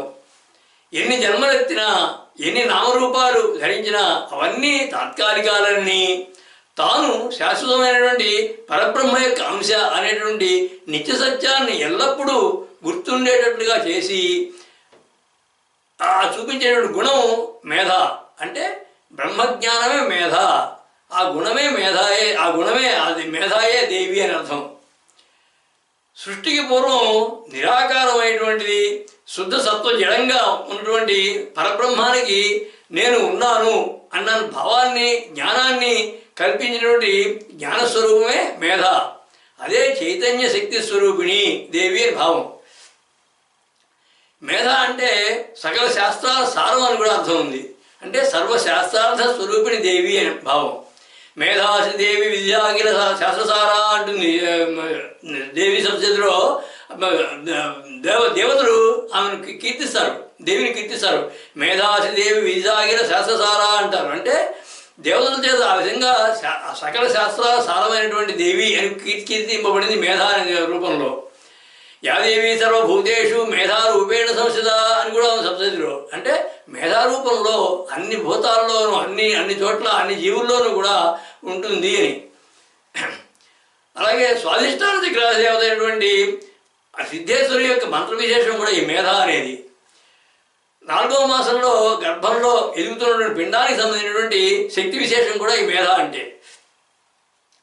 మేధా కాశ్మీర మండలే అని పద్మపురాణంలో చెప్పబడింది. అంటే కాశ్మీర మండలంలో మేధాదేవి అనే పేరు మీద దేవి పూజింపబడుతుంది అని దాని యొక్క అర్థం. మేధాశక్తి స్వరూపమైన దేవి అని ఈ మేధా అనే నామం యొక్క భావం. జీవునికి జ్ఞానాన్ని, బుద్ధి చతురతని, ధారణని, సదాలోచనని కలిగించేటువంటి శక్తి స్వరూపం దేవి అని, బ్రహ్మజ్ఞాన స్వరూపిణి, సకల శాస్త్రార్థ సార స్వరూపమని విస్తృత భావం ఉంది ఈ నామంలో. నిర్గుణ బ్రహ్మకి తన ఉనికి అనేటువంటి జ్ఞానాన్ని కలిగించినటువంటి మాయా చైతన్య ప్రజ్ఞా ప్రభాసిని ఆవిడ అదేవి అని ఈ నామంలో ఉన్నటువంటి పరోక్షమైన భావం కూడా ఉంది ఇందులో. ఆ ప్రతిభాస్పద, వేద సంవిధ, విజ్ఞాన విధ, వేదాంత పద, సత్కీర్తి బుధ, తత్వార్థ సుధ ఆ పరమేశ్వరే. ధారణతో కూడినటువంటి బుద్ధి కుశలత కలిగిన దేవి అన్నటువంటి కింద నామం. దానితో పాటు సకల శాస్త్రార్థ సారము, బ్రహ్మజ్ఞాన సుసారము, చైతన్య ప్రసారము, సదాలోచనాధారము దేవి, ఆమె యొక్క శక్తి ప్రశస్తులే అనేటువంటి విషయాన్ని పరోక్షంగా చెప్పింది మేధా అనే నామం. నేనే బ్రహ్మను అన్నటువంటి భావాన్ని అనుక్షణం అనుసరించి అనుభవించి ఎల్లప్పుడూ ఆనందించగలిగేటటువంటి బుద్ధి స్వరూపమే మేధ అనేటటువంటి శంకరుల వారి భాష్యం దేవిని బ్రహ్మజ్ఞాన స్వరూపిణిగా దర్శింపజేసింది ఈ నామం ద్వారా. ధారణ, చతురత, జ్ఞానము, వివేకము ఇవన్నీ కూడా కలిసినటువంటి బుద్ధి విశేషంగా జీవుల్లో ఉన్నది దేవి అని అసలు భావం. ఆ విశేష బుద్ధి స్వరూపమైనటువంటి దేవి అదే విషయంలో మరొక రూపం కూడా కలిగినది అంటోంది రానున్నటువంటి నామం. అది శృతి అనే నామం. శృతి అనే నామానికి అర్థం చెవులతో వినగలిగే జ్ఞానమే రూపమైనది. అలా కాకుండా శృతి అంటే వేదం అనేటువంటి అర్థంలో కూడా వేదస్వరూపిణి అని అర్థం. దీని యొక్క భావార్థ శ్లోకం కాలాంత ప్రళయేన తన్మహిత విశ్వాసాది నిశ్వాస సంపూర్ణ జ్ఞాన ప్రభావ శోభిత చతుర్వేదాత్మకారూపయా సంగీతామృత సామగాన లహరి ఆనంద సద్వీచిగా శృత్యైర్భావ ప్రభావతి శుభమతి సిడ్నీపురీ శారద. కాలాంత ప్రళయేన తన్మహిత విశ్వాసాది నిశ్వాస సంపూర్ణ జ్ఞాన ప్రభావ శోభిత చతుర్వేదాత్మక రూపయా అన్నారంటే కల్పాంతంలో కాలం నిలిచిపోయినప్పుడు పరమేశ్వరుని యొక్క ఉచ్ఛ్వాస నిశ్వాసాల రూపంలో బహిర్గతమైనటువంటి సంపూర్ణ జ్ఞాన స్వరూపాలైనటువంటి 4 వేదాల యొక్క స్వరూపమైన దేవి అని అర్థం. అలాగే సంగీతామృత సామగాన లహరి ఆనంద సద్వీచిగా. సంగీతం అనేటువంటి అమృత ప్రవాహంలో ఆనందం అనేటువంటి కమ్మని తెమ్మెర చిరుగారి వంటిది. శృత్యైర్భావ ప్రభావతి శుభమతి అన్నారంటే వేదాల్లో ఉన్నటువంటి అన్ని భావాల యొక్క ప్రభావం కలిగినటువంటి ఈశ్వరి అని. ఈ శృతి అంటే చెవులతో విని మనసుతో స్మరించి మేధతో జ్ఞాపకం ఉంచుకొని వైఖరి వాక్కుతో మరలా దాన్ని బహిరంగపరచగలగడం అని శృతి అంటే. అలా వినడం ద్వారా తెలియబడేటువంటి విజ్ఞాన విశేషము అని అర్థం. వేదాలన్నీ కూడా అలా పరంపరగా వినడం ద్వారా తెలియబడినవి, విస్తరించినవి కనుక వాటిని శృతులు అన్నారు. ఆ వేదాల స్వరూపమైనది దేవి అని దీని యొక్క భావం. రుచో యజూగుంషి సామాని తథైవాధర్వణాని చ బ్రాహ్మణ సహజం రూపం నిత్యైషా శక్తిరవ్యయ అంటారు అని శాస్త్రం చెప్తుంది. అంటే గురు శిష్య పరంపరగా వచ్చేటటువంటి విద్యలు వేదాలని, అవి బ్రాహ్మణ సహజ స్వరూపాలని, ఆ వేదజ్ఞాన స్వరూపిణి దేవి అని దీని యొక్క భావం. వేదజ్ఞానాన్ని గ్రహించడమే శృతి అనడంలో రహస్యభావం. వేదజ్ఞానం సృష్టిలోనూ జీవుల్లోనూ కూడా అంతర్లీనంగా ప్రవహిస్తూ ఉంటుంది, అందరిలోనూ ఉంటుంది ఆ వేదజ్ఞానం. ఉదాహరణకి జీవుల్లో సంకల్పాలు ఏర్పడడం ఋగ్వేద ఫలం, ప్రాణస్పందనగా సాగే గానం సామవేద ఫలం, క్రియాధీనులైనటువంటి జీవులు చేసేటువంటి కర్మలన్నీ కూడా యజుర్వేద ఫలం, జీవిత క్రమం అధర్వవేద ఫలం. అలాగే దేవి యొక్క సంకల్ప విస్తరణే ఋగ్వేదం, ఆమె స్పందనాత్మకమైన గానమే ప్రాణం, అదే సామవేదం, ఆమె క్రియా కౌశలమే యజుర్వేదం, ఆమె ఇచ్ఛాజ్ఞాన క్రియల ఫలమే అథర్వవేదం. ఇలా 4 వేదాలు కూడా సృష్టిలోనూ జీవుల్లోనూ ఎల్లప్పుడూ నిర్వహించబడుతున్నాయి. అంటే ఆ వేదాల యొక్క జ్ఞానం అంతా కూడా సృష్టిలోనూ జీవుల్లోనూ కూడా అనుక్షణము అంతర్లీనంగా ప్రవర్తిస్తున్నది అని అర్థం. శృతి శృతి అంటే దేవిని ఇలా దర్శించమని అర్థం. అంటే శృతి అనేటువంటి దేవి యొక్క నామాన్ని ఈ విధంగా చూడాలి. అంటే దేవి మొత్తం సృష్టి అంతా కూడా జీవుల్లోనూ అంతా విస్తరించి ఉన్నది. అంటే ఏ విధంగా విస్తరించి ఉన్నది? ఈ విధంగా 4 వేదాల రూపంలో, ఇచ్ఛాజ్ఞాన క్రియాశక్తుల రూపంలో, సంకల్ప రూపంలో ఈ విధంగా విస్తరించి ఉన్నది అనేటువంటి భావాన్ని కనుక ఈ శృతి అనే నామానికి అన్వయిస్తే ఈ విధంగా దేవి యొక్క దర్శనం కలుగుతుంది. ఇంకొక నిర్వచనం ప్రకారం శృతి అంటే మహావాక్య శ్రవణం అని అర్థం ఉంది. అంటే వేదాల్లో ఉన్న 4 మహావాక్యాలు వాటిని వినడం, వాటి అర్థాలని తెలుసుకోవడం, అదే శృతి అని. అంటే ఆ మహావాక్య జ్ఞానం శ్రవణ ధారణ స్వరూపిణి దేవి అని దీని యొక్క భావం. అలాగే వేదాంతం ఏం చెబుతుందంటే ఉపక్రమోపసంహారావఖ్యాసౌ పూర్వతాఫలం అర్థవాదోపపత్తీచ లింగం తాత్పర్య నిర్ణయం అంటుంది. అంటే ఒక విషయాన్ని నిర్ణయం చేయడానికి ఉపక్రమం, ఉపసంహారం, పూర్వఫలం, అర్థవాదం, ఉపపత్తి, తాత్పర్యం అని 6 లింగాలు, అంటే 6 చిహ్నాలు ఉంటాయి. అవి అంటే ఈ 6 చిహ్నాలు. ఉపక్రమం అంటే మొదలు పెట్టడం. ఏదైనా మనం మామూలుగా సామాన్యంగా ఏ పని చేస్తున్నా కానీ ఈ 6 ఉంటాయి దాంట్లో. ఉపక్రమం అంటే ప్రారంభం, ఉపసంహారం చివరిలో ఎలా దీన్ని ముగించాలి అనేది, పూర్వఫలం ఇది చేసిన వల్ల ఏం ఫలితం వస్తుంది, అర్థవాదం ఏ విధంగా చేయాలి, ఉపపత్తి ఇలాంటి చేసిన ఇంకెక్కడా ఉన్నాయా, దీని యొక్క ఉదాహరణలు ఏమన్నా ఉన్నాయా, తాత్పర్యం ఈ మొత్తం అంతలో సమీకరించి చెప్పగలిగినటువంటి అర్థం చెప్పగలగాలి ఈ విషయాన్ని గురించి, అది తాత్పర్యం. ఇలా 6 లింగాలు 6 చిహ్నాలు కలిగినటువంటి వేదాంత వాక్యార్థ సార నిర్ణయం శృతి అంటే ఇది వేదాంతానికి సంబంధించింది. వేదాంతంలో కనుక ఈ 6 చిహ్నాలు ఉపయోగించి ఆ వేదాంత వాక్యాలను కనుక నిర్ణయం చేయగలిగితే దాన్ని శృతి అంటారు. ఆ వేదాంత సార స్వరూపిణి దేవి అని అర్థం. ఈ 6 చిహ్నాలు కూడా సామాన్య జీవనంలో కూడా అందరూ చేస్తున్నది అది. కానీ వేదాంత పరంగా చూస్తే అది దేవి యొక్క స్వరూపాలు అని అర్థమవుతాయి. శృతి అంటే ఉచ్చరించబడినది, చెప్పబడినది అనే ఉచ్చరించబడినది వినడం అనే అర్థంలో చూస్తే ఒకరు అన్నది అంటే ఒకరు ఉచ్చరించినది మరొకరు వినడం. ఆ వినడం అనే ప్రక్రియ దేవి స్వరూపం, దీని యొక్క భావం. అలా అనేది వినేది కనుక ఒకరే అవ్వగలిగితే అదే ఉత్తమ శృతి అని అంటుంది యోగశాస్త్రం. అంటే మనలో మన లోపల అనుకోగలగాలి, అది మనం వినగలగాలి. అది కనుక చేయగలిగితే అది మహాయోగం అంటారు. అంటే అంతర్గత నాదాన్ని వినగలగడం ఉత్తమ యోగ విధానంగా చెప్పబడింది. అంటే అది శృతి అంటే. అసలు శృతి అంటే దేహంలో ఉన్న శృతి అంతర్గతంగా వస్తున్న నాదాన్ని, పరా నుంచి మొదలుపెట్టిన నాదాన్ని అదే ఆ వ్యక్తే వినగలగాలి, ఆ జీవుడే వినగలగాలి. వినగలిగినప్పుడు అది ఉత్తమ యోగ విధానం. అది ఈ శృతి అంటే చెవి యొక్క లక్షణం అని అర్థం. అంటే చెవి లక్షణం ఏంటి, నాదాన్ని వినడం. అంటే శృతి అంటే నాదస్వరూపిణి అని అర్థం చెప్పుకోవచ్చు దీన్ని బట్టి శృతి అంటే. ఇక శృతి అనేది సంగీతంలో ఒక భాగం. అంటే స్థాయి, ఒక స్థాయిలో వెళ్ళడం. లేదా మన ప్రస్తుతం ఇంగ్లీష్లో చెప్పుకోవాలంటే ఫ్రీక్వెన్సీ అని కూడా చెప్పుకోవచ్చు దీన్ని. అంటే ఆ ఫ్రీక్వెన్సీ, ఆ శృతి స్థాయి రూపమైనది అని. శృతి మాతా పితాలయ అని సంగీత శాస్త్రం. అంటే శృతి తల్లితోనూ, లయను తండ్రితోనూ పోలుస్తా సంగీతంలో. అంటే సంగీతంలో మాతృదేవత అయినటువంటి శృతి స్వరూపమైన దేవి అని దీని యొక్క భావం. అలాగే శృతులు అంటే వేదాల స్వరూపమైనది దేవి అని అర్థం. అంటే 4 వేదాలు, ఈ శృతులు అంటే 4 వేదాలు, 6 శాస్త్రాలు. 4 వేదాలు ఋక్, సామ, యజు, అథర్వ వేదాలు. ఈ 4 6 శాస్త్రాలు దాని వేదాంగాలు అంటారు. అంటే ఛందస్సు, కల్పము, శిక్ష, నిరుక్తము, వ్యాకరణము, జ్యోతిషం అని. అలాగే ఉపనిషత్తులు ఏం చెప్తాయి, బ్రహ్మాన్ని గురించి తెలుసుకోవడానికి చేరడానికి మార్గాలు చెప్తాయి అవి.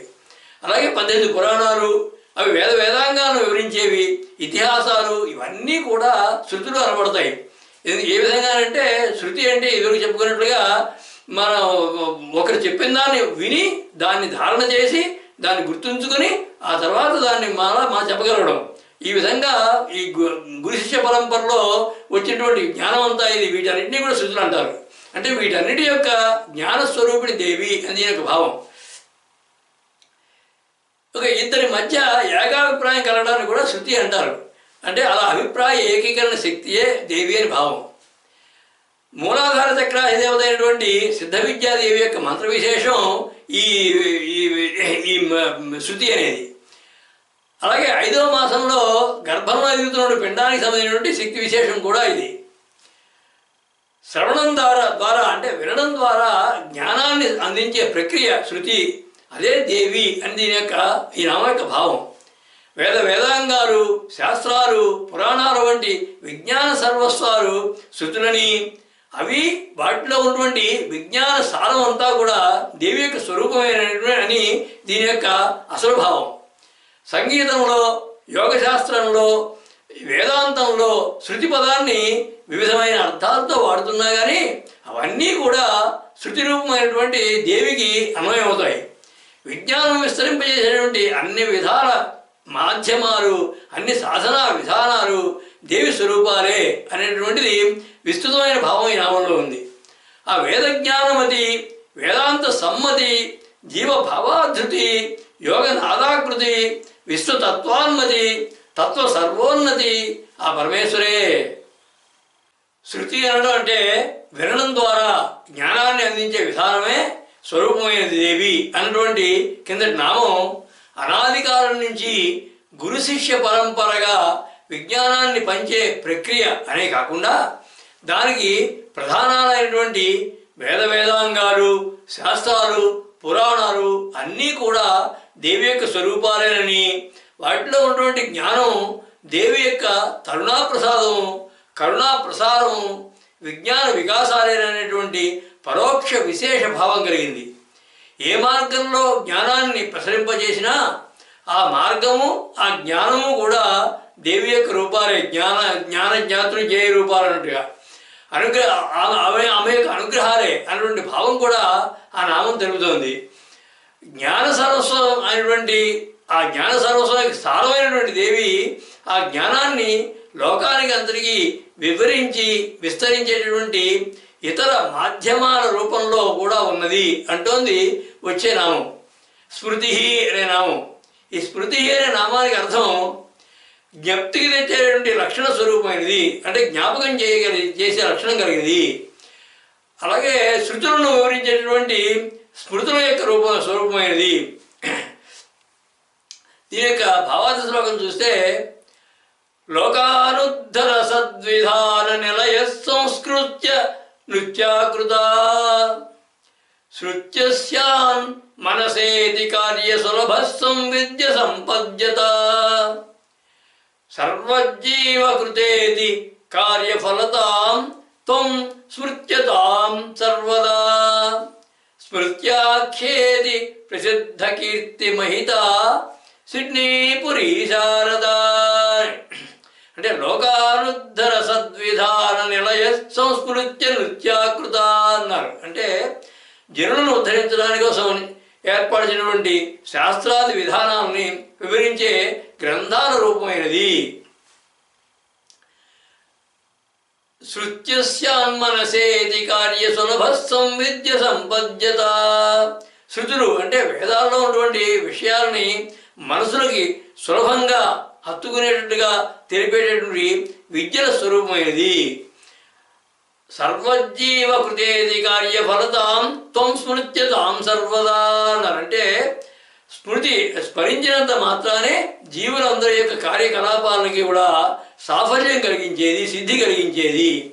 స్మృతి అనే పేరుతో ప్రసిద్ధి పొందినటువంటి కీర్తి కలిగినటువంటి ఈశ్వరి యశస్విని మహిత అని ప్రసిద్ధ కీర్తి మహిత అన్నారు. స్మృతి అంటే మరల తిరిగి జ్ఞాపకం తెచ్చుకునేటువంటి లక్షణం. అంటే క్రింద నామంలో శృతి అంటే శ్రవణం వల్ల గ్రహించడం, ఇక్కడ స్మృతి అంటే గ్రహించినది మళ్ళీ గుర్తుకు తెచ్చుకోవడం.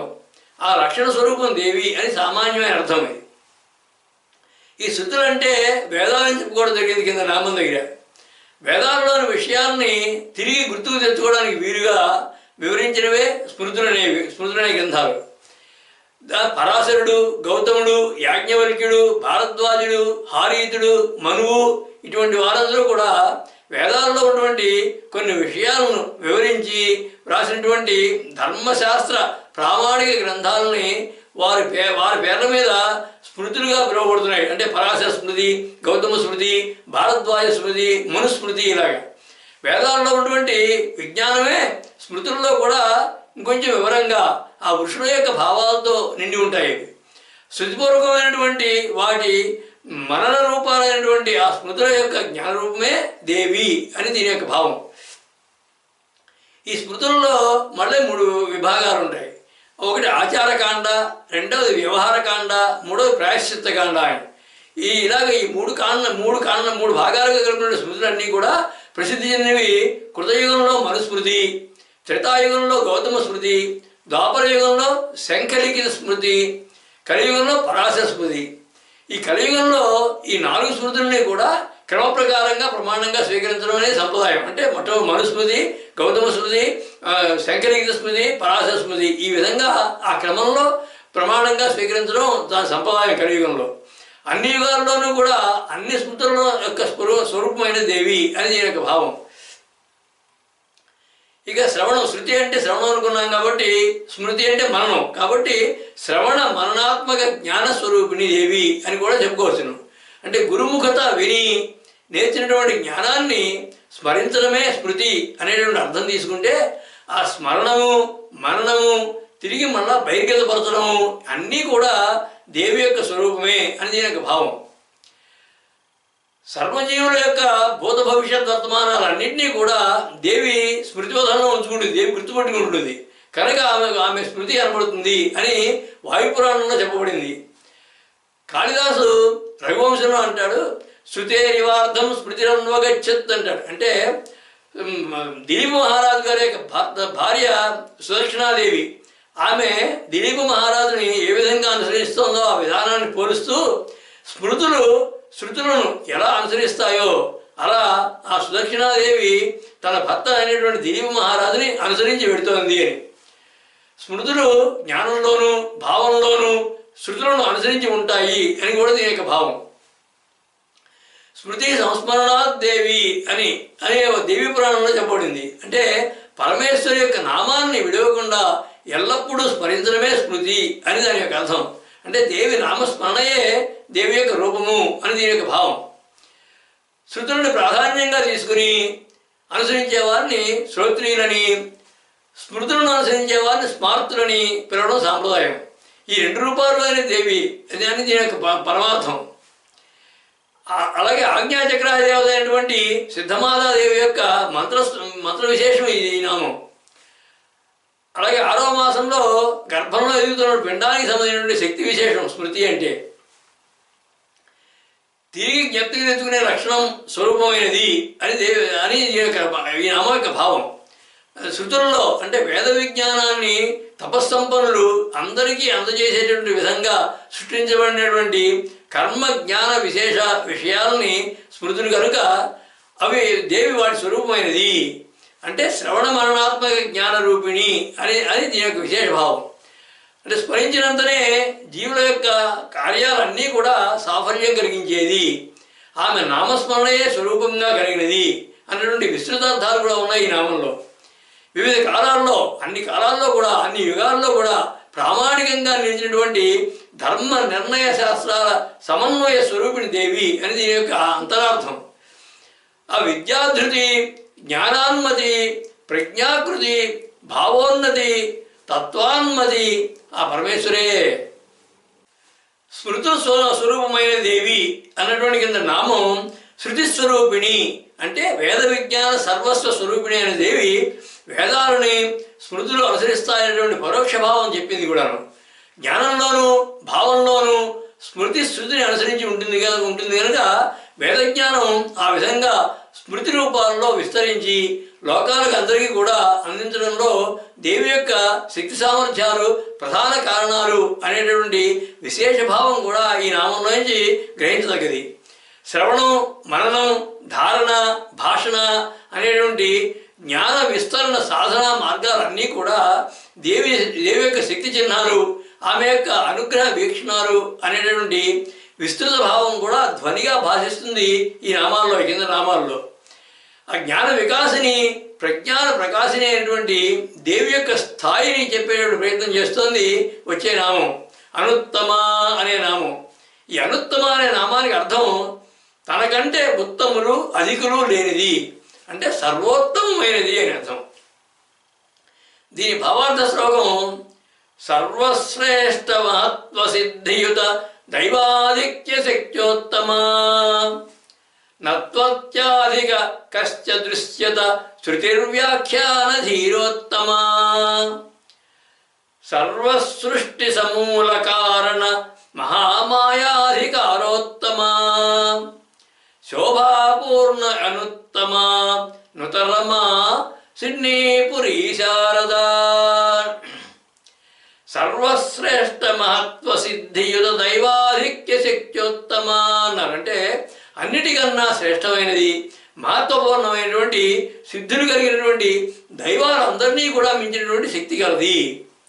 నత్వత్యాధిక కశ్చ దృశ్యత శృతిర్వ్యాఖ్యాన ధీరోత్తమ అన్నారంటే తనకన్నా అత్యధికమైనటువంటి రూప గుణ శక్తి సామర్థ్యాలు గలవారు కనిపించరు అన్నటువంటి శృతి వివరణకి మూలమైనది. సర్వసృష్టి సమూల కారణ మహామాయాధికారోత్తమ, సృష్టి అంతటికి ప్రధాన కారణమైనటువంటి మహామాయా శక్తి స్వరూపమైనది. సంపూర్ణ తేజస్సుతో శోభాపూర్ణ అనుత్తమ అన్నారు. అంటే సంపూర్ణమైన తేజస్సుతో లక్ష్మీదేవితో కీర్తింపబడేటువంటి ఈశ్వరి నూతనమా అన్నారు. అంటే లక్ష్మీదేవితో కీర్తింపబడేటువంటిది. అనుత్తమ అంటే నా ఉత్తమ అనే అర్థం. అంటే తనకన్నా ఉత్తములు అధికులు లేనిది అని అర్థం. ఏ విషయంలోనూ కూడా దేవిని మించినటువంటి అధికులు లేరు కనుక ఆమె అనుత్తమ. ఇదివరకు నామంలో నిరీశ్వర, నిస్తుల అనే నామాలు కూడా దేవి ఆధిక్యాన్ని చెప్పేది ఇంకో రకంగా చెప్పేవి. నిరీశ్వర అంటే తనకంటే పైన అధికారం ఎవరు లేరు, తనకంటే అధికారం ఉన్నవారు ఎవరు లేరని. అలాగే నిస్తుల అంటే తనతో సమానమైన వారు ఎవరు లేరు, తనతో తొలతోగే వాళ్ళు ఎవరు లేరు అని. ఇక్కడ అనుత్తమ అంటే తనకంటే అధికులు ఎవరు లేరు, ఉత్తములు ఎవరు లేరని. దేవుని గురించి శృతులు ఏమంటున్నాయంటే నత్సమస్యాభ్యధికస్య దృశ్యత అంటాయి. అలాగే స్మృతులు ఏమంటాయంటే నత్వత్య మోహ్యభ్యధిక కుతోన్య అంటుంది. అంటే ఎన్నోసార్లు చెప్పే ఇదే విషయాలు. అంటే తనతో సమానమైన వారు కానీ అధికులు కానీ కానరానిది దేవి అని అర్థం. వేదాలు ఉత్తమ జ్ఞానాలు అనేటువంటి భావంలో వేదస్వరూపిణి అని, ఉత్తమ జ్ఞానం కనుక అనుత్తమ అనుకుంటే కేవల జ్ఞానస్వరూపిణి దేవి అని ఈ నామ యొక్క భావం. అనుత్త అంటే ఇతరుల చేత ప్రేరితం కానీ, మా అంటే బుద్ధి కానీ ఐశ్వర్యం కానీ అని విడిగా అర్థాలు కానీ తీసుకుని చూస్తే స్వతంత్రమైన బుద్ధి కలది. అంటే ఇతరుల చేత ప్రేరితం కాకుండా తన యొక్క సొంత బుద్ధి కలిగినది. అప్రతిహతమైనది, ఎవరు అడ్డుపెట్టలేనటువంటి బుద్ధి కలిగినది. ఇతరుల చేత ఇవ్వనటువంటి ఐశ్వర్యం లేనిది. అంటే ఇతరులు ఎవరు ఆమెకు ఐశ్వర్యం ఇవ్వలేదు, ఇతరుల చేత ప్రేరేపింపబడి ఆమెకు ఐశ్వర్యం రాలేదు. స్వభావ సిద్ధంగా సహజమైన ఐశ్వర్యం కలది దేవి అని దాని యొక్క భావం. అన్నిటికన్నా ఉత్తమమైనది పరబ్రహ్మం కనుక ఆ బ్రహ్మాన్ని మించింది లేదు కనుక దేవి పరబ్రహ్మ స్వరూపిణి అని దీని యొక్క భావం. నత్వత్సమోప్త్యద్భైక కుతోన్యో లోకత్రయేప్య ప్రతిమ ప్రభావ అంటాడు భగవానుడు. అర్జునుడు విశ్వరూప సందర్శ యోగంలో భగవానుని స్తుతిస్తూ ఓ మహానుభావ, నీతో సమానులు కానీ నీకంటే అధికులు కానీ ఎక్కడా లేరు, నాకు ఎక్కడా కనిపించట్లేదు. అన్ని 3 లోకాల్లోనూ కూడా నీ సాటి అయిన వారు నీ ప్రభావంతో సాటి అయిన వారు ఎవరు లేరు, అప్రతిమ ప్రభావ అంటాడు. దేవి భాగవతంలో 3వ స్కంధంలో ఉంటుంది. రుద్రహీనం విష్ణుహీనం నవదంతి ద్విజానస్తదా శక్తిహీనం యథా సర్వే ప్రవదంతి నరాధమం అని. అంటే జనులు, లోకంలో ఉన్నటువంటి మనుషులు బలం లేని వాడిని నరాధముడు అంటారు, వాడిని శక్తిహీనుడు అంటారు, శక్తిహీనుడైన వాడిని నరాధముడు అంటారు. కానీ విష్ణుహీనుడు రుద్రహీనుడు అని అనరు కదా. అంటే శక్తి విష్ణు రుద్రాదుల కన్నా కూడా ఉత్తమమైనది అని చెప్పబడింది దాంట్లో దేవి భాగవతంలో. ఇక భగవద్గీతలోనే భగవానుడు మరోచోడు అంటాడు మామనుస్మర అంటాడు. అంటే నిరంతరం నన్నే స్మరించేవాడు అని అర్థం. అంటే అను అనే అర్థానికి నిరంతరం అనే అర్థం ఉంది అక్కడ. అంటే అను అనే విశేషంతో కూడిన ఉత్తమ పదానికి అర్థం నిరంతరమైన ఉత్తమత్వం అని. అంటే త్రికాలాల్లోనూ త్రిలోకాల్లోనూ ఎక్కడ అడ్డు అంతరాయం అంతరము లేనటువంటి ఉత్తమత్వం కలిగినది సర్వోన్నతమైనది దేవి అని దీని యొక్క భావం. దేవి సాటి లేనటువంటి ఉత్తమ చైతన్యం అని, తన భక్తులకి నిరంతరమైనటువంటి ఉత్తమ స్థితిని కలిగిస్తుంది అని కూడా మరో అంతరార్థ భావం ఉంది ఈ నామంలో. సహస్రార చక్ర అధిష్టాన దేవత అయినటువంటి యశస్విని దేవి యొక్క మంత్ర విశేషం ఇది, ఈ అనుత్తమ అనేది. అలాగే 7వ మాసంలో గర్భంలో ఎదుగుతున్నటువంటి పిండానికి సంబంధించినటువంటి శక్తి విశేషం కూడా ఇది అనుత్తమ అనేది. ఇంకొక విశేషం విష్ణు సహస్రనామాల్లో కూడా ఈ నామం కనబడుతుంది, అనుత్తమ అనే నామం. ఈ నామాల్లో మానసిక ప్రశాంతత, మనోవికాసాన్ని వృద్ధి చేసేటువంటి ఒక మంత్రం ఉంది. ఆ మంత్రం ఐం ఈం మత్యై గాం గీం స్మృత్యై ఘాం ఘీం మేధాయై ధాం ధీం స్వహ స్వాహాని. అందరికన్నా ఉత్తమమైనది, అధికమైనది దేవి అని నామం యొక్క భావం. రూపంలోనూ, గుణంలోనూ, శక్తిలోనూ, ధీరోదాత్తాది అన్ని లక్షణాలన్నింటిలోనూ కూడా తనతో సమానులు, తనకంటే అధికులు లేని దేవి అని అర్థం. అన్నిటికన్నా ఉత్తమమైనది పరబ్రహ్మ. ఆ బ్రహ్మాన్ని మించింది లేదు కనుక దేవి పరబ్రహ్మ స్వరూపిణి అని కూడా మరో భావం ఇందులో ఈ నామంలో వస్తుంది. ఈ పైనామాలన్నిటి కూడా స్వాహ సుధా మతి మేధ శృతి స్మృతి అనుత్తమ అనేటువంటి ఈ 7 నామాలు కూడా ఉన్న శ్లోకవాక్యం 7 నామాలతో ఉంటుంది ఇందులో. అటువంటి శ్లోకవాక్యం ఈ లలిత సహస్రనామాల్లో మరి ఎక్కడా లేదు, అది ఇక్కడ ఒకచోటే ఉంది. దానికి కారణం ఈ షట్చక్రాలన్నింటినీ కూడా చెప్పి వాటి వివరాలన్నీ చెప్పిన తర్వాత, వాటిని నిరూపించిన తర్వాత, ఆ నామాలన్నీ అయిన తర్వాత వెంటనే ఆ షట్చక్రాది దేవతల యొక్క మంత్రస్వరూపాలు అన్నీ కూడా ఒక వాక్య ఆ క్రమంలో ఒక వాక్యంగా చెప్పడమే దాని యొక్క విశేషం. అదే దాని యొక్క విశిష్టత. పైన చెప్పినటువంటి షట్చక్ర వివరాలకి ఈ 7 నామాలకి ఉన్న సంబంధం వివరంగా చూస్తే ఆ చక్రదేవతా స్వరూపాలు, మంత్రస్వరూపాలు, ఆ మంత్ర జపాల వల్ల ఫలితాలు, ప్రయోజనాలు కూడా ఈ కింద విధంగా ఉంటాయి చెప్పుకుంటే మనం. విశుద్ధి చక్రం తీసుకున్నాం అనుకోండి. మొట్టమొదటి విశుద్ధి చక్రంలో విశుద్ధి చక్రానికి డం డాకిని స్వాహాయై నమః అని మంత్రం దానికి. ఆ మంత్రజపం కనుక చేస్తే కంఠదోషాలు, రోగాలు ఉంటే నివారింపబడతాయి. ఆ తర్వాత అనాహత చక్రానికి దాని యొక్క మంత్రం రం రాకిని సుధాయై నమః అనేటువంటి మంత్రం. ఈ మంత్రజపాన్ని కనుక చేస్తే హృద్రోగాలు పోతాయి, రక్తవృద్ధి కలుగుతుంది. తర్వాత మణిపూర చక్రం యొక్క మంత్రం లం లాకిని అమత్యై నమః అనే మంత్రం. ఈ మంత్రాన్ని కనుక చెప్పిస్తే ఉదరం కడుపుకు సంబంధించిన రోగాలన్నీ పోతాయి, మాంసపుష్టి కలుగుతుంది. ఈ స్వాధిష్టాన చక్రానికి మంత్రం కం కాకిని మేధాయై నమః అని. ఈ మంత్రాన్ని కనుక చెప్పిస్తే జననేంద్రియ దోషాలు ఏమన్నా ఉంటే పోతాయి, మేధోవృద్ధి కలుగుతుంది. ఈ మూలాధార చక్రం యొక్క మంత్రం సం సాకిని శృత్యై నమః అని. ఈ మంత్రజపం కనుక చేస్తే మూల రోగాలన్నీ పోతాయి, అస్థి అంటే ఎముకల యొక్క దార్ఢ్యత, దృఢత్వం కలుగుతుంది. ఆజ్ఞాచక్రం యొక్క మంత్రం హం హాకిని స్మృత్యై నమః అని. ఈ మంత్రజపం కనుక చేస్తే మనస్సు నిశ్చలంగా ఉంటుంది, మధ్యాధాతు వృద్ధి పొందుతుంది. అలాగే సహస్రార చక్రం దాని యొక్క మంత్రం యం యాకిని అనుత్తమాయై నమః అని. ఈ మంత్రజపం కనుక చేస్తే సర్వరోగాలు, అన్ని రోగాలు తగ్గిపోతాయి, శుక్రవృద్ధి జరుగుతుంది. అంటే వజ్రేశ్వరి దేవి నామం నుంచి, వజ్రేశ్వరి నామం నుంచి ఇక్కడి వరకు చెప్పింది క్షేత్రపరమైన జ్ఞానం. అంటే ఈ షట్చక్రాలలో ఉన్నటువంటి షట్చక్రాల యొక్క దేవతలు, పరివార దేవతలు, శక్తులు, ఈ దేహాల్లో ఎక్కడ ఉంటుంది, ఇవన్నీ కూడా క్షేత్రానికి సంబంధించినవి. ఈ క్షేత్రం అంటే దేహం అనే క్షేత్రం అనుకున్నా, సృష్టి అనే క్షేత్రం అనుకున్నా, శ్రీచక్రం అనే క్షేత్రం అనుకున్నా, అన్ని క్షేత్రానికి సంబంధించిన జ్ఞానాలు ఇవన్నీ. అంటే అంతకు పూర్వం ఈ వజ్రేశ్వరి నామానికి పూర్వం క్షేత్రజ్ఞ నామం పరమైన జ్ఞానం చెప్పబడింది. అంటే క్షేత్రజ్ఞ పరం అంటే ఆ క్షేత్రంలో ఉండేటటువంటి శక్తి, ఆ శక్తి యొక్క స్వరూపాన్ని అంతకు ముందు నామాల్లో చెప్పడం జరిగింది. వజ్రేశ్వరి నుంచి క్షేత్రాల గురించి చెప్పుకుంటూ వచ్చారు. ఇక ముందు వచ్చే నామాలన్నీ కూడా పుణ్యకీర్తి అనే నామం నుంచి కూడా మహాసామ్రాజ్యశాలిని అనే నామం వరకు కాత్యాయని విద్య లేక విమర్శరూపిణి విద్య అనేటువంటి వివరించబడుతుంది.